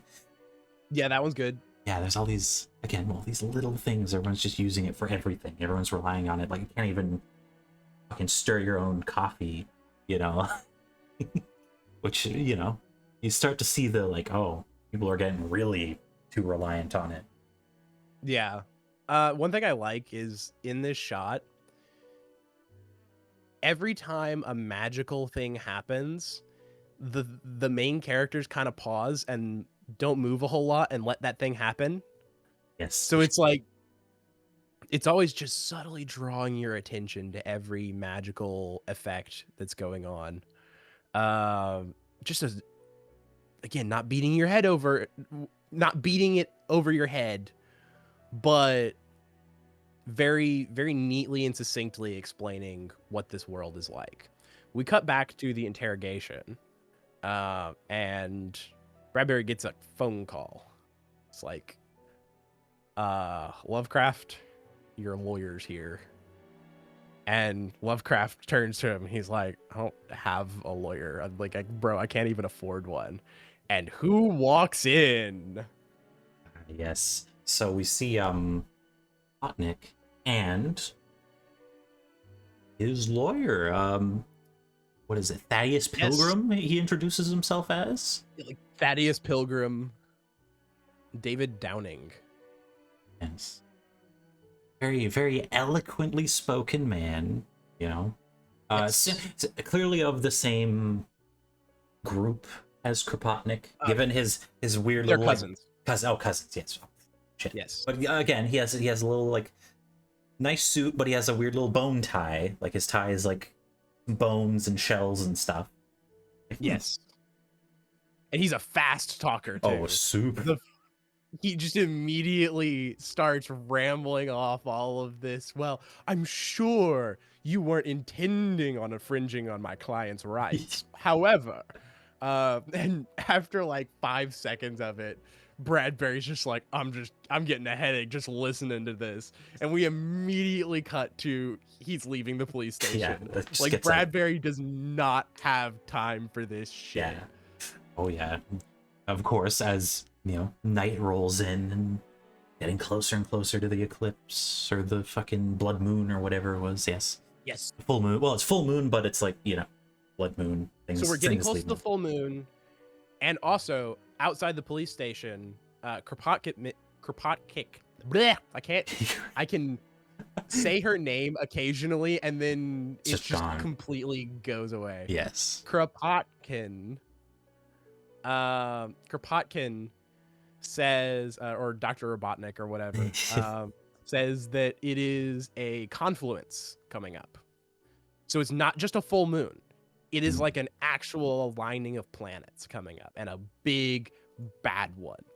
He mentions in this conversation that he kind of name drops the Necronomicon, and she's like, what the fuck are you doing? Yeah, she does her little like, what the hell? You know, like sign of the cross adjacent for whatever her religion is. Just like a little like, little head touch and a spit in the spit, and it's like, it's like, oh, cursed item. Don't say that. She immediately relates it to the book in Revelation. She just immediately starts quoting Revelation 5 directly, and it's just like, it's from the Bible. Shit. Okay. But apparently she is running to Miami. Yes, as she had planned to do at the start. She's just like, I'm out. You should leave too. Yep. Type of thing. So she's getting the heebie-jeebies like crazy. She's clearly about to start packing up. Lovecraft doesn't care though, because he has the magical senses of fucking stone. Yes, and also he's a noir detective, so you have the dialogue of exactly of like, you should get out while you still can or whatever, and he's like, I've got a job to do. It's just like, oh, okay. Clearly he's way in over his head, and he's only just now getting an inkling of how bad that is. And he doesn't care. Well, he doesn't show that he cares. Yes. Ooh, one thing I did miss a little earlier it's still relevant, but with his when he was talking about the rabbit's foot thing, there was a thing he said right before the rabbit's foot comment, Bradbury, in the thing that I thought was interesting, more world lore stuff, where they were talking about the inferring the oatmeal monster and getting casted words. It's like someone's throwing lesser demons at you, black magic from the pit of Azagoth, and I'm like, whoa. That's just things cops know. Yeah, they just know. He just knows. It's like, you gotta make a new police handbook with just random shit like that. It's like, oh, here's the different kinds of magic that can be done. Yeah. And in fact, summon random demons and have them do things. So he brings the girl home, and her dad's not happy that she's been out with him.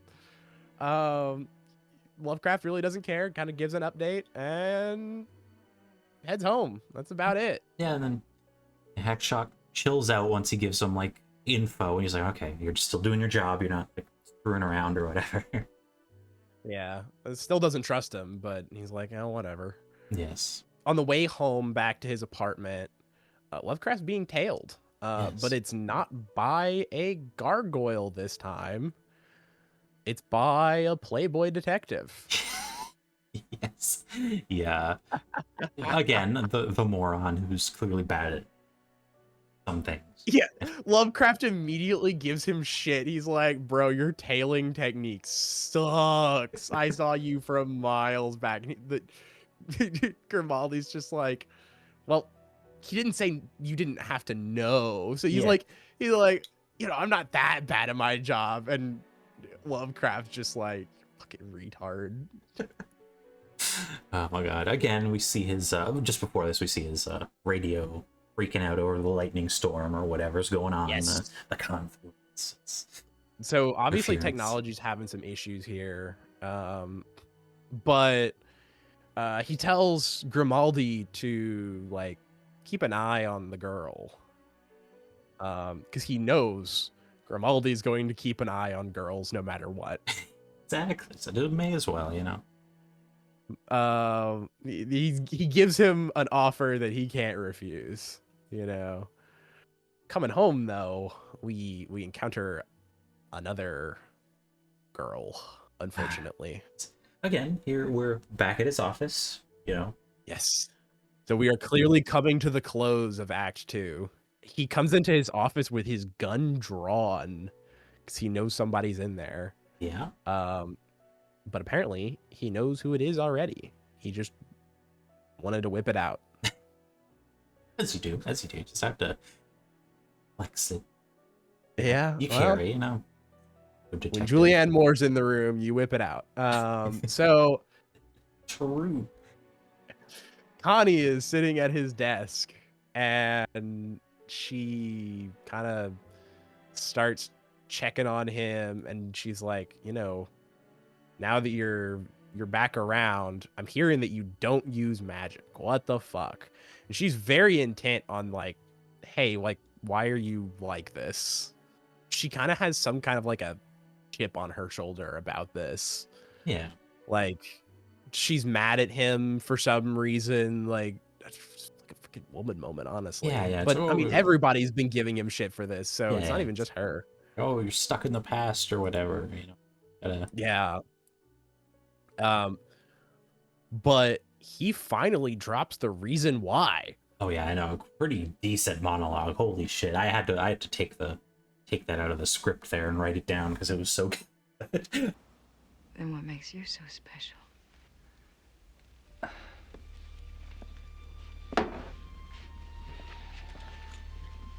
What makes me special is I'm my own man. When I started out, I said there were things I would do and things I wouldn't do.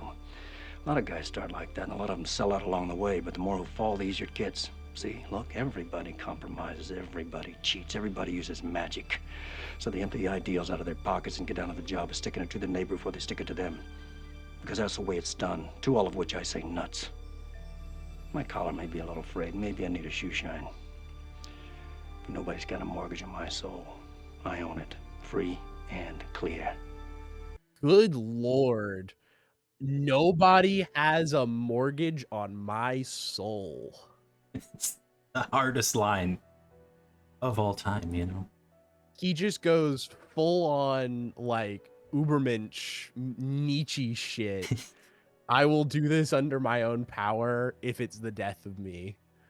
And she's pissed off at him for it because she's like, what's wrong with doing it? What's wrong with a little bit of help? But it immediately gets her wet and they fuck. Yes, you know, as it goes in a noir, you gotta say some cool shit, and it's like a lady for the night. Yes, he gets her for the night, and she apparently wakes up without excruciating back pain on that bed because she can still move. But we get the greatest kiss scene of all time. This is another one. You have to show this. Oh yeah.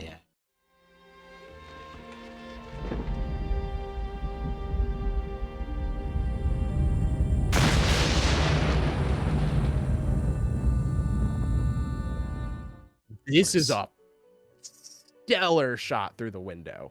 The lightning flash, the neon lights. You get to see so many different layers of this shot. It's phenomenal way to close out Act 2. Again, he's still being followed. Still a background thing looming over. We're still going. Lovecraft wakes up to coffee and breakfast in bed. Yes. Because Connie made him some coffee and whatnot. And, you know, she didn't just dip immediately. I kind of expected her to, honestly. I expected him to wake up with her not there. You would think, yeah, that'd be it. But they discuss the case, and he kind of recruits her a little bit. She's going to help out from here on. Mhm. She gives him a couple more clues. She IDs the perfume lid. And gives the great line, a real woman wouldn't wear this. God damn. Yeah. In the business, we call this foreshadowing. Yes. And he gives like a knowing smile, like he knows exactly what that means. Just hilarious. She also mentions, she tells him all of the things that happened in the first couple scenes. So now he knows that the book was delivered, it was a fake book, and then Tugwell went off to kill Mickey. And he also finds out that Lily works or has worked with Connie at the Dunwich Room. So now he has a lead. First thing he does with that lead is fucks Connie more. Ooh, funny thing here with that. It's he has a crappy little tattoo of a butterfly on his left shoulder for some reason. I saw that. That was such I a wonder if weird that's little. just something the actor has. That would be even funnier. That's just a thing the actor has that they didn't feel like covering up. Yeah. Either way, it's fun. It's really like strange and fun. It's like, wow, it's just a weird thing to notice. On the way out, he sees Kropotkin packing up, though. Kropotkin's packing up. She's headed to the Dairy Queen next to the station. In their conversation, she's like, bro, you got to get out. But if you're not going to get out, well, I'm going to lock a charm on you. Sucks to be you. I don't care about your stupid ass morality. I'm going to give you help whether you want it or not, asshole. Yeah, she's and she specifies here white magic, which was an interesting distinction. She's just like, you know what? Yes. You won't accept. Like if you're gonna fight black magic, at least take a little bit of white magic along with you. Yes. And she locks it onto him too. Like he has no choice. We cut to, as all good detectives need, a shield bracelet, you know. Yeah, he's got a shield bracelet now. Let's go. We cut to the forest. Definitely not in some random rich person's backyard in Hollywood. And a unicorn hunter smells a rat. Grimaldi is snooping around trying to follow Olivia, and she is just way too smart for him and shoots him almost with an arrow. Ah, yes. And then takes him back to the house to take care of injuries. Mm-hmm. I wonder what kind of ministrations she will be giving him. Ah, yes. Who knows? Well, we know that she's not going to be having any menstruations anytime soon, but anyway. Oh, God.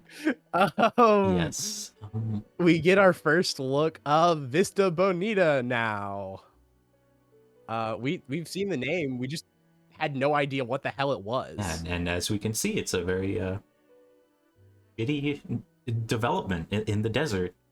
Housing development. In the middle of nowhere. Yeah. It is all zombies, and nobody is like controlling them or anything or supervising them. So they're just fucking up everything they do. I absolutely love Lovecraft's expression as he walks around, because he looks so smug. He's looking at all of these zombies failing at their jobs and magic just fucking up everywhere, and he's just kind of like, Vindicated again award. He genuinely feels like looking at that, I had this brain blast moment of, this is what I feel like every time I read someone's AI'd essay. Yeah, you know, there was some foreshadowing here in this film. They knew some things that were coming. He notices that the earth is shaking. Yeah. And right before this, we get another matte painting shot of the whole background and scenery. Yes, the matte painting is great. It's a pretty good one, especially for a daytime shot, too. It's, you know. Yeah. Usually daytime matte paintings suck ass. Yeah, it's very hard to pull those off. Hard to pull it off blended with live footage, too. Like, you know. Right. To still have Lovecraft, like, wandering a bit and the zombies building the shitty house. Or trying Don't we get a second matte painting of this same area, too? I think later, yes. I think, yes. Yeah. It's, oh, man.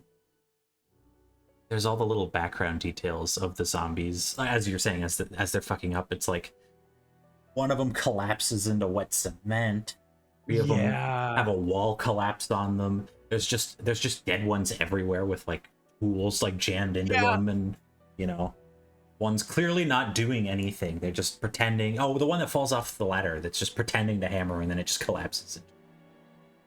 It's like there's like one that is supposedly sawing through something, or like one's just stabbing a shovel in the ground over and over. One has a wheelbarrow over its head. It's like they have no direction whatsoever. There's this like little town square type thing, little development cul-de-sac, has this gazebo in the middle of it. And it's the worst placement for a gazebo that I've ever seen in my life. You have to climb a mountain to get up this gazebo. There's like at least like a 50-degree incline to get up to. Yeah, just everything about this looks incredibly unpleasant. But the person managing it is mildly energetic. Yeah. Kind of what you'd expect of a real estate developer or something, a host of the time. Yeah. You know, she's there clearly to sell the project, and also probably doesn't give a shit about her job at all. There's this like record player that's constantly fucking up too, that just repeats happy, happy, happy, happy on loop, and it's so annoying. Oh yeah. So he gets some clues from the lady in charge of this place, though, the agent or whatever. He came to check the place out, supposedly, and he name drops Mickey. And she's like, oh, you're a friend of Mickey. And he takes a little bit of a risk and also name drops Lily. And she's like, oh, that's his sister. She mentions this insane backstory about Lily's supposed husband, by the way. Oh my gosh, yes. I wrote a note on that too. That? Yes, I did. I had a little note on it. It was... What happened to this supposed husband? Yes, an Indian fellow who attempted to levitate the Woolworth building in New York, and he's like, "Oh, what happened to him? The building fell on him." What the hell? It's like, what do you? Okay, why was he trying to levitate the building? He got flattened upon. The whole Woolworth building is just gone now. It's been destroyed. He dropped it on himself. Why was he trying to do this? It's like, and then it's just, it's like, oh, what a shame. Poor lad. Yeah, what a shame. They really are sending their best. Anyway, Um, so he gets some clues. He finds out where Lily's hotel is now. Ooh, one sec. When he first starts talking to the lady, the sales lady, when she describes a project, she's like, it's applied industrial thaumaturgy, and I'm like, whoa, that's a great name. That's like, yeah, it's construction wholly done with magic. Yes, I noticed something. I don't think this is intentional, but the acronym means that the construction is it's aight. That's true. So, Jeez. he gives Connie a call because she's the one who has any contact with Lily whatsoever. And he gets her to set up a date with Lily.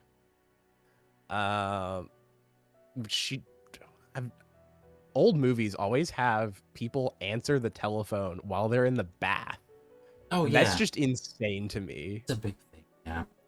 I don't bring my telephone anywhere near the bath. Yeah, no, that's even the thought of having a wired home phone near the telephone, let alone your cell phone nowadays. It's like, what do you think? My phone's waterproof. It's like yeah, it is, but I'm still not doing that. Yeah, exactly. Bringing that black scrying mirror into the bath. Exactly. So anyway, I don't feel like the circuit board demon's looking at me naked. Correct, yes. So we have a date set up with Lily. Lovecraft tells Connie to scram and get out of there, but she doesn't because she's a nosy bitch. Always, as with how they're always written in these situations. I can take it. I'm strong. Whatever. I mean, to be fair, I probably wouldn't leave either, but it's an interesting thing is occurring. Lovecraft goes and talks to Lily, and he's like, "Hey, can I offer you a drink? Whatever, She's like, "No, I'm waiting for someone," and he's like, "Yeah, about that." Gotcha. So they go up to Lily's room, and I love this little detail. The first question he asks is, "What perfume is that?" Mm-hmm. He waits for her to answer, and she says that it's the perfume that was ID'd as the perfume in Larry's apartment. Yes, exactly. So he makes this bridge. He waits till he has 100% confirmation this person is the same person who owned that apartment. Yes. Yeah. The second he knows that, he decks her. Yeah. A punch to the gut and then an uppercut. Just right out cold on the floor instantly. I get the feeling his mental process, he never explicitly states this, but I get the feeling his mental process is, well, now I know I'm not hitting a woman. Yes, had to just be sure, be a gentleman at first, which he still continues to. He feels no remorse about this. But it's funny because he goes over to the nightstand and pours a drink into a glass, sets it on the other nightstand where Lily is unconscious on the floor. Yeah, he's like, this person's gonna need a drink. It's just like at least some consideration, after laying them out. Goes to the closet. But he immediately searches the closet, finds the Necronomicon. So we finally have the book. Lily wakes up very quickly, surprisingly. Yeah. She seemed like she was just KO'd, and she just magically wakes up all of a sudden. As soon as Lily wakes up, he goes over and yanks her wig off. Yes. And we now meet Larry Willis for the first time. I was kind of expecting Larry Willis to be just someone hiding. No, this is like an out and out tranny, 100% into this, like very uncomfortable without their wig, Yeah. I kind of appreciate them going full on into it, but apparently Mickey and Larry were gay lovers. Yes. They were like actually in a relationship. They actually had a pretty strong connection. And they were trying to skip town and sell the books and get all this money with this scheme to like make enough money to skip town, right? Yeah. So Mickey worked for Borden. Mickey recruited Larry to be like an inside man on Hackshaw's place. Hackshaw was looking into buying Vista Bonita. Oh, right. He needed the location, the land, and he was willing to pay way too much money for it. So he needed to be investigated. Right. There we go. And then over the course of that investigation, they find out about the book. Larry explains that the book is the key to summoning the old ones. Which ones does Larry name drop? They name drop Cthulhu and Azathoth first. Okay, Cthulhu and Azathoth. Yes. Those are the first ones name dropped. There's the main one is later. That's, you know. Okay. But they're just confirming that those entities are real and related to this whole plan. So we know that they're trying to summon like old ones.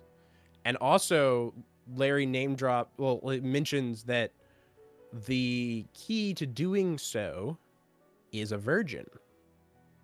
It's the last of the unicorn hunters. Instant. Yes. Right there. Wonder who that could be. A connection. Yes. Wonder who that could be. This is one of the very few times that Lovecraft is a little bit slow on the uptake. But understandably, because the moment that this information is dropped, the entire side wall of the hotel room implodes. Oh yes, to finish the other thing with the drink he poured, it was to inform Larry that Mickey was very dead. It's like true. Take a drink. Just that that little setup there was interesting. But yes, then back to the wall exploding. What about Olivia?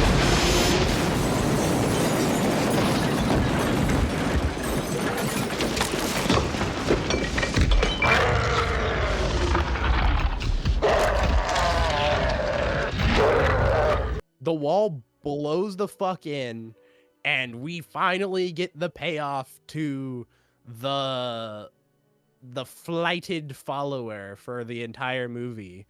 And what a fucking entrance. It really does. And there's like lightning flashing outside, even though it's like the middle of the day, or it's the electrical wires just sparking. He's wrecked the place. He obliterated. It's raining outside too, so the whole place is misting and everything. There's like a fog coming in. So Larry like tumbles over into a chair in horror, and Lovecraft points a gun at him, shoots him a couple of times. It does jack shit. Yeah, the rocks. Yeah, the gargoyle is bulletproof. Yeah. It instantly books it for Larry on the chair and just punches a hole right through his chest and through the back of the chair. Absolutely horrifying. Just punches right through, and Larry's like shrieking and dies. The scream is so bad. Yeah. Oh my god! And then after that, I love the shot of the stabbing, like the impaling. Oh yeah, because you don't really see it. You just see through the back of the chair. You just see the fist come through covered in blood and like the scream. Yes.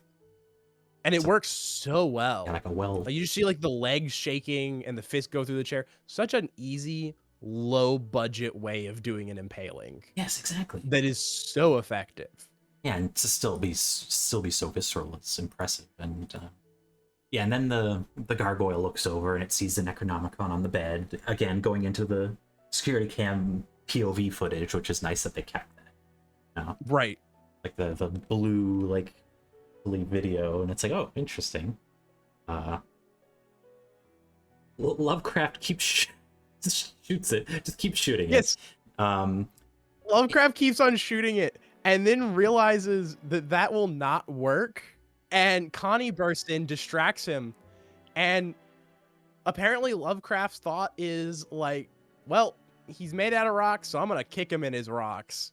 Yes, He it's- gives him the nut shot of the ages, and it works. Okay, but before this, as he's shooting at it, and it tries to punch him, and he ducks and gets out of the way, punches the wall, turns around, he shoots it again, Yep. clearly running out of bullets. It just puts its hands on its hips and does like a little sassy like head shake. I'm like, what the fuck? Yes. It's just like, you know, it's just like really the first What few you gonna shots do, buddy? the first few shots didn't clue you in there. Which end then, yes, proceeded by.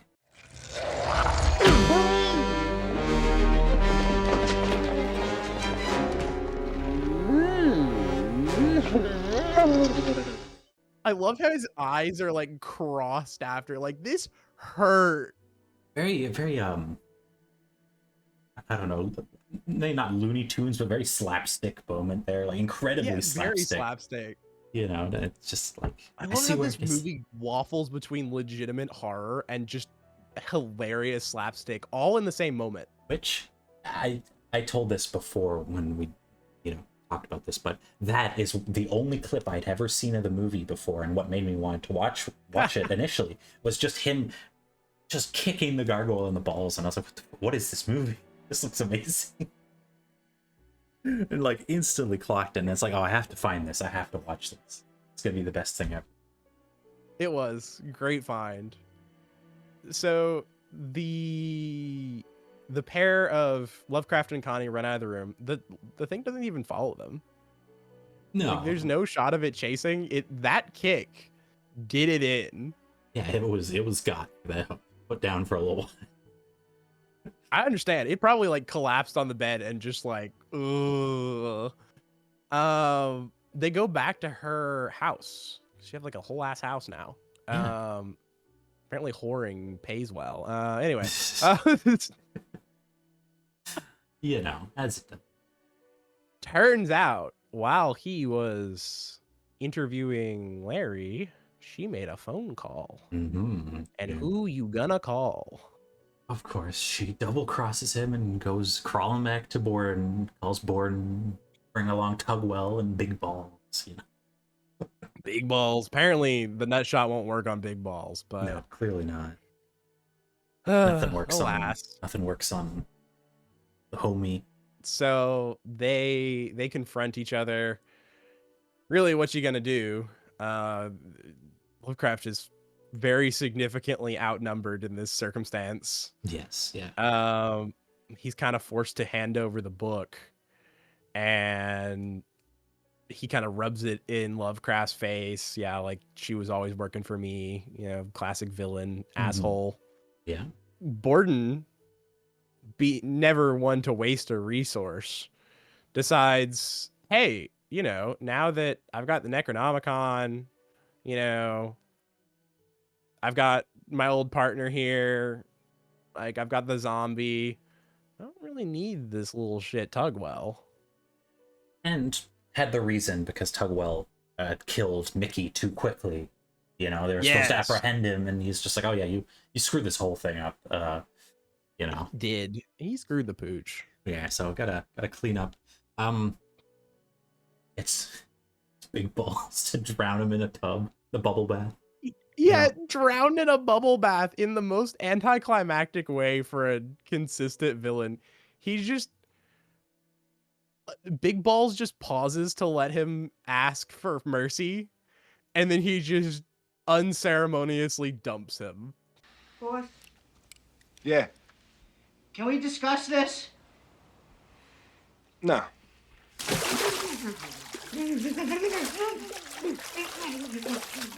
Which there was another weird little mechanic here of apparent. So his allegiances is just kind of shifted. Like was Borden control? Like that's the weird part. It's like clearly Tugwell has been controlling him this whole time. Yeah.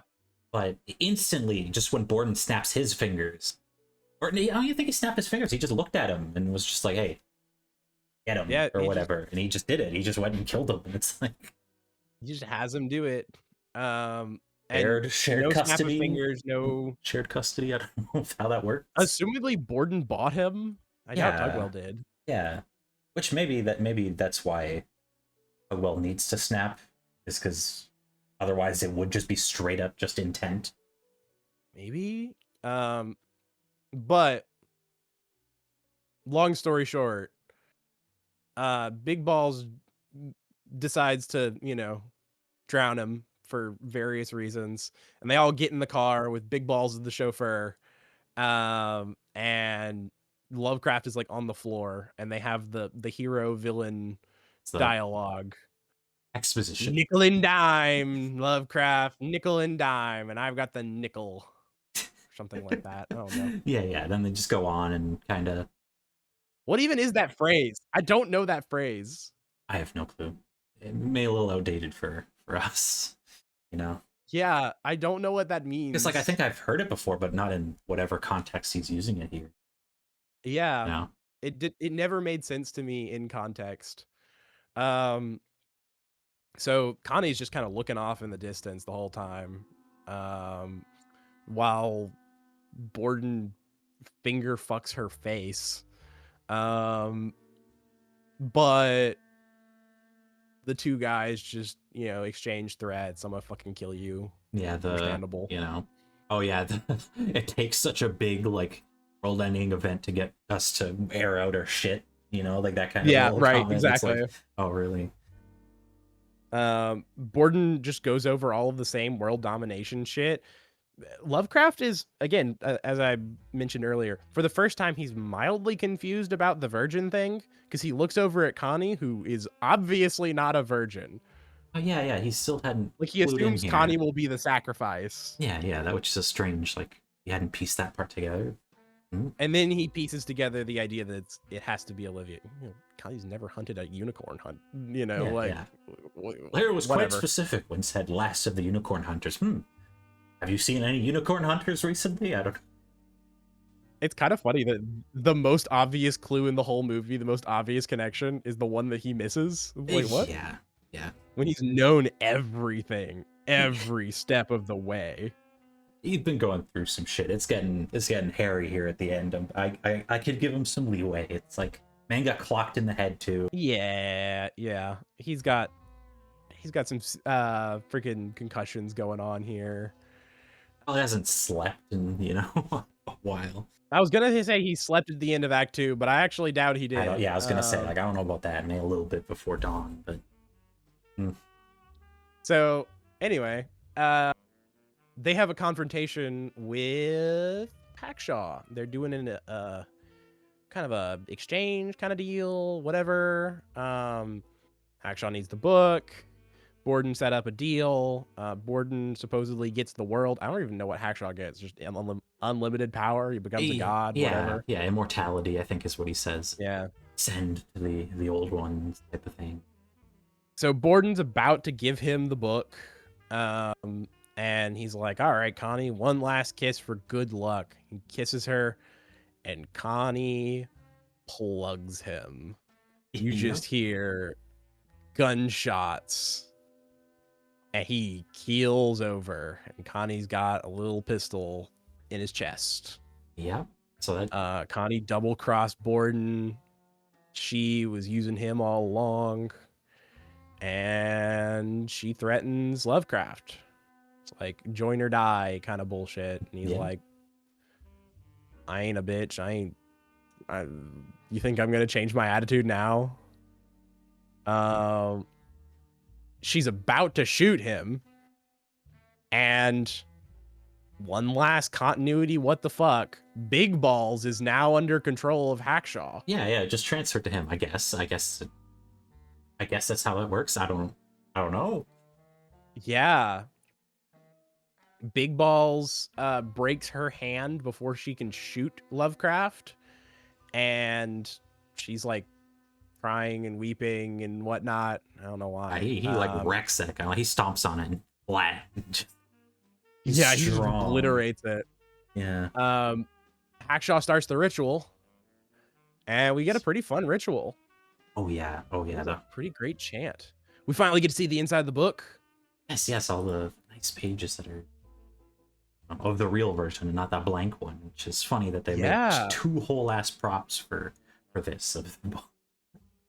all sorts of pentagrams, some Jewish symbols, some Wiccan shit, some like all kinds of stuff. Star charts. So he starts the chant, and it turns out the eldritch deity who we're summoning is Well, Yog-Sothoth himself, you know. yes. You know? Actually, Yog-Sothoth? I never see Yog-Sothoth ever. Yeah, no, it's a very rare one to pop up, but that was the one from Dunwich Horror, interestingly enough. No, okay. He like related, because obviously the story was more about the weird fucked up offspring. But What is Yog-Sothoth's lore? I'm not really sure what his thing is. I think he's technically there's so much shit, but I think he's technically like above Cthulhu, like Cthulhu's Oh, okay. father. However, it works with those Lovecraftian deities, you know. They all have their different purposes. Yeah, it's oh yeah, while this whole chant's going on, the gargoyle is on the roof of one of the Vista Bonita houses just tweaking the fuck out. It's just like Yes! it's just prancing around and waving its arms and shaking poles and stuff and just like, you know, just freaking out, like just running back and forth. It's like, I don't know what that's about.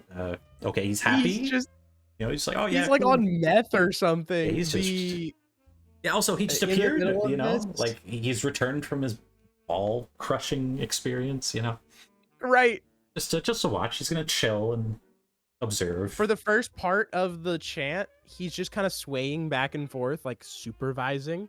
But then, like the earthquakes and stuff, and the tornadoes or whatever, they trigger the happy happy record, and it starts going off, and then he starts tweaking, dancing to it. It's such props to the performer of that the gargoyle. He's having so much fun. I'm having so much fun watching him. Ooh, I looked this up. I forgot to say it earlier, but he's been in a few movies or whatever.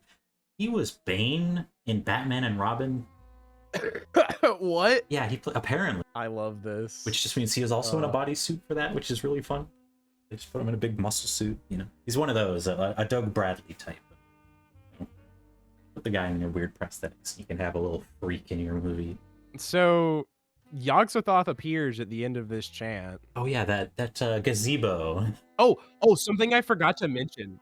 During the confrontation between him and Borden, like Hackshaw and Borden, he just casually drops like, dude, you do not know what I've had to do to get to this moment. I had to marry this bitch's mother and then raise this fucking bitch for 16 years and stop her from fucking every man she sees. Do you know how much awful shit I have had to go through to make this ritual happen? It's classic villain thing, you know. It's such a like a petty whiny thing. It's just like hated every second of that. But like, if Olivia's mother is anything like Olivia, that's a valid crash out. That is true. That is very true. Yes. I'm completely with him here. I probably wouldn't have done the ritual just because I wouldn't have been able to take it. Oh, so as he gets through the chant, the ground starts cracking underneath them. Fucking fissures open up in this huge X shape with this gorgeous red lighting, like you're seeing the pits of hell. Even Big Balls looks traumatized. Everyone's horrified. I don't think we get a matte painting here. Now that I'm thinking about it, I'm pretty sure it's just black, and you get to see the moon a couple of times. Yeah. But it is nice. It's a really nice set for that. Yes, it is. Yeah, again, the red lighting is back. Just from the Earth this time. There is this one incredible, like, storybook painting shot from behind the gargoyle where you get to see the entire set. Yeah. You get to see the gargoyle. You get to see Big Ball standing dead center. You get to see Lovecraft and Connie over by one of the cars, and the ritual, and Olivia on the ground. It's just all beautifully set, beautifully lit. And the ritual finally finishes, and Yog-Sothoth comes out of the ground right under the gazebo, which probably the best thing that could have ever happened to that gazebo. It was never going to get used anyway. Exactly, yeah. That perfect set piece for that. Destroy the ugly piece of landscaping architecture. Ugh. What's the real eldritch horror here? Yog-Sothoth or city planning? That's the well, since it was built by zombies, it's clearly quite flopped. You know, there's some code violations here. So Yog-Sothoth appears out of the ground. He looks a bit different from what I've seen him as before. Oh yeah, it's a really unique design. He's like a weird I don't even know how to describe it, like just a weird worm face thing. It's just like a big head sticking out of the ground, kind of. Yeah, it's a big slime blob thing. Yeah, a big old face and a... He looks like freaking Grimer from Pokemon.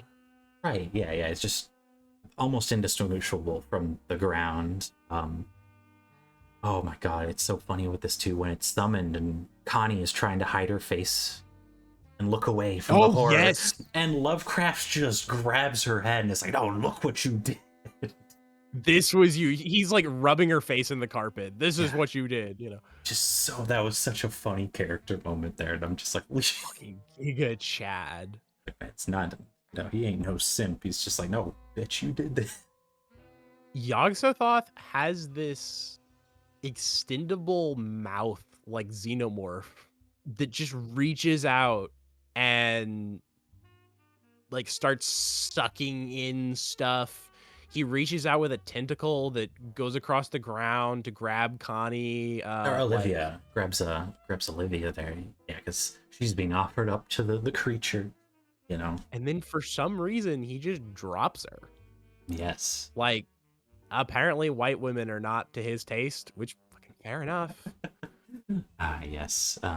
He just kind of lets her go for no her. reason whatsoever. Yes. Then he reaches out and eats her dad. Yeah, instantly beelines for him and grabs him. And, you know, he's trying to flip through the book in a panic, like, what did I do wrong? Blah, blah, blah. And then Lovecraft, being a noble hero, still tries to save the villain as he's getting sucked into the beast's mouth. And he just... Akshot's just shrieking for him. It's like, Lovecraft, please! Yeah, he's like actually begging for help. And Lovecraft is legitimately gonna help, but like, bro is trying to drag him back from an eldritch horror. That ain't gonna happen, buddy. Yes. And then it eats him, and it sinks back into the earth. You know? Yup.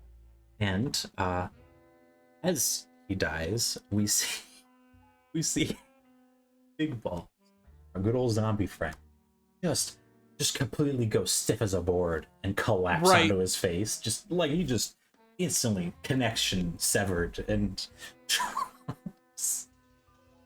sadly the gargoyle fades away. Yeah, he hunches back into his gargoyle position and disappears, which interestingly is a summoned entity and not yeah, exactly. Just a thing I figured that's he was around. just animated rock.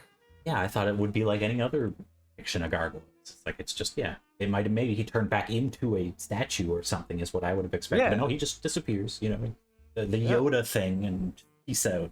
So Olivia's horrified seeing her dad get fucking eaten by a giant slime blob. Lovecraft is just like, well, tough, buddy. But she immediately runs to the car, and who's in the car?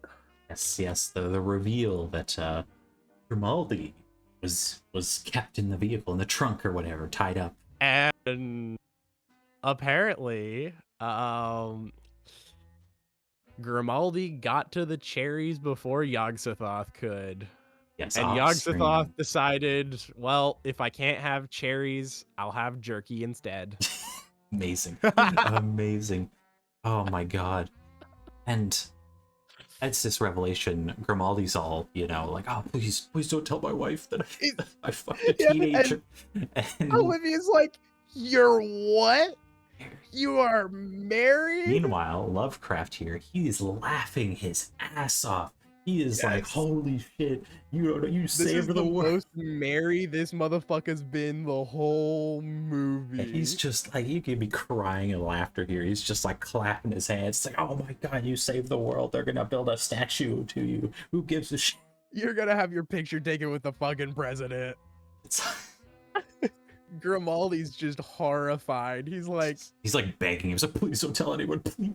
I love the idea that, like, in the end, okay, noir is all about vice crimes. Always is.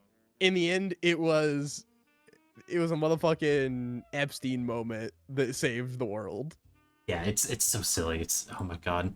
But again, 1948. It ain't that wouldn't have been that frowned upon for them. It's like a little, it's more that he was married, not that she was Right, exactly. a teenager. It's barely even brushed on that she's 16. But he's clearly also horrified that she is 16. Yes, it's oh shit. Ooh, for this. How could I have done this? He's such a hapless comedic character. I love him to death. And also, like, she is nowhere near innocent in this either. Oh no way. With how she'd been acting throughout the whole movie, it's like, Like, this is kind of on her. This is her being a pushy bitch. a temptress, Yes. Look, she was born in Hollywood. They start young. Yeah, yeah. This is no. Unfortunately. This is no. So, the last virgin in Hollywood is no more. which is funny that Lovecraft even mentions that. It's like, oh my god, find a virgin in Hollywood, or Right, exactly. That's like a running theme throughout the whole thing. Yes. Is like, I think Hackshaw had to move to this area to get to this location. yeah. But moving to Hollywood, he also knew full well would be a big issue with finding virgins. So he had to groom one, and he still failed. Yeah. Good job. 10 out of 10. True Americana right there. Insane plot twist. This is where the film starts to wind down. It's Yes. Day's been saved. Lovecraft goes back to the car where Connie's all defeated and whatever, and they share a drink. And she's going to jail. Still gets a smooch at her. Whatever. May conjugal visits or something. Who knows? Well, you know what's funny? The only crime that she's charged of is killing Borden. Right. That is true. Which, who knows? May get Mr. Thaddeus Pilgrim to be like, hey, he was under duress, whatever. He was exactly. He was a known crime lord or whatever. There you go. There's a sequel spinoff. Just Thaddeus Pilgrim, a Better Call Saul type show. I would have more issues with, like, they're like, well, we'll give it a chance later, kind of. I'm like, bro, she betrayed you like twice in this. Yes. No, 3 times if you count the first time. Yeah, 3 times before the movie. Yeah. Hell no. Oh yeah, that was the other thing. The other little reveal too was that Connie was the one who tempted Borden to go on the take, and she like made him into a corrupt detective. And I was like, oh, interesting, So they were, Yes, she set most of all of the issues between them up. Yes, which is damn bold. What a bitch. Crazy shit, Yeah, now then after this we get to our final scene, Yes. With we close out on the best 2 characters of the movie. The best way to end things. We close out on a conversation. Lovecraft makes it back to his desk. Again, we're ending Act 3. We're back at his office. Yeah. And turns out Kropotkin never left because she felt the vibes. She felt like the world was going back to normal, and she didn't need to. Yeah. She trusted him, and that trust was well deserved. She comes in and starts no nonsense patching him up. And Yes. I love that it specifies she's not even using magic. She's just using like regular ass remedies because she's not an idiot. Yeah, because he like kind of like recoils a little when he pulls out her bag, you know. And Yeah. he's just, oh, come on, and she's just like, no, fucking first aid kit, you know. It's just Yeah. a funny little switcheroo there, you know. He's having a smoke and a drink, and he's getting the remedies ready. She goes to get him some food, and he sits back and takes one last drink, one last smoke, and has one last monologue into the dawn.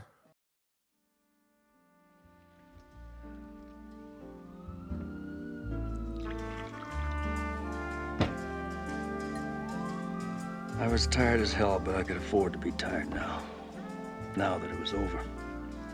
Over for a lot of people.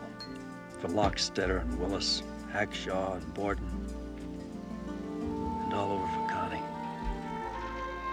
I needed it to be morning. I wanted to hear doors open and cars start, human voices talking about baseball and the weather. I want to make sure that there were still folks out there facing life with nothing up their sleeves but their arms. They didn't know it yet, but they had a better shot at happiness and a fair shake today than they did yesterday. Because today, I've got the book. He just wants the city to be back to normal, which fucking realist shit after the god-awful night that he's had. Or week, you know. Yeah, like the last few days. Yeah. Fred Ward delivers every monologue. His line delivery is amazing, but his monologue delivery is just legendary. Oh yeah. As expected from the star of Tremors. Yes, of course. Of course. National treasure. I'm a man who has to fight graboids. He knows a thing or two, you know? He does. That's funny that Tremors 1 was only a year before this. That's so funny. That's insane. Yeah, literally just a year before this. Went from Tremors and then he did this. And then it's just Tremors forever. Apparently he's in Leverage, which is a show that I watched a lot as a kid. Huh. Hilariously, he was in like one episode. I looked this up before I even watched the movie. He was in one episode. It was the DB Cooper job. Oh my god. Holy shit. It's so good. Oh my god. Yeah, they're like agents or something investigating DB Cooper, I think. But I think that's freaking hilarious. But yeah, what would you rate the movie? Oh man, like I said it before, and after a couple of rewatches, still it's where did I put it? Because I, you know, Mr. Autistic letterboxed over here, keeping track of all this shit. It's in my like 7th place for of my favorite movies like ever. You know, it's like That's good. which is funny. Like, you know, other people would look at the list and be like, "Oh, what the hell? You have this above like in like Apocalypse Now or Mad Max." I'm like, no, it's just Yes, it hit all because the it's right. more enjoyable. It just hit all the right things to my tastes and aesthetics, and just, you know, and as you know, not to go into the, let's try not go to a major fucking detour into Dresden Files, but it No, the synchronicity of, you know, you introducing me to that and me starting the series and watching this to line up with that, it's such a perfect like arc of genre that I've been into for the last, you know, year and a half or whatever. yeah. To pull the curtain back slightly, I have been into this sort of urban fantasy noir ever since I read Dresden as a kid. Incredible series, and therefore I shill it to all of my friends. And successfully got me caught, hooked on it, you know? Especially when lined up with the watching of this, I'm like, oh shit, this whole thing is great, you know? Yes, and then we serendipitously ended up with Cast a Deadly Spell coming across our desks. And honestly, I wasn't expecting it to hold up to my expectations, but it exceeded every single expectation. Yeah. Highly recommend let people watch it. A good gem out there that you wouldn't have expected. I'm thoroughly impressed. There's no way everything that we do for Videodrome will be this good. But damn, is this a good start. Oh, yeah. I of course, have an eternal list of good ideas for things to do. So we'll get some Kino, Well, on that note, yes. Let's conclude our inaugural episode of The Videodrome. Yes, we hope you all enjoyed. And go watch Cast a Deadly Spell, right now. The second you click off actually this, before you watch this video. Oh, ideally. But if you want a good shill of the film, watch this thing. Yeah. Yes. This is so good. All right. Well, signing off. Goodbye, folks. Back to the next loop. Fuck our lives. Yes, true.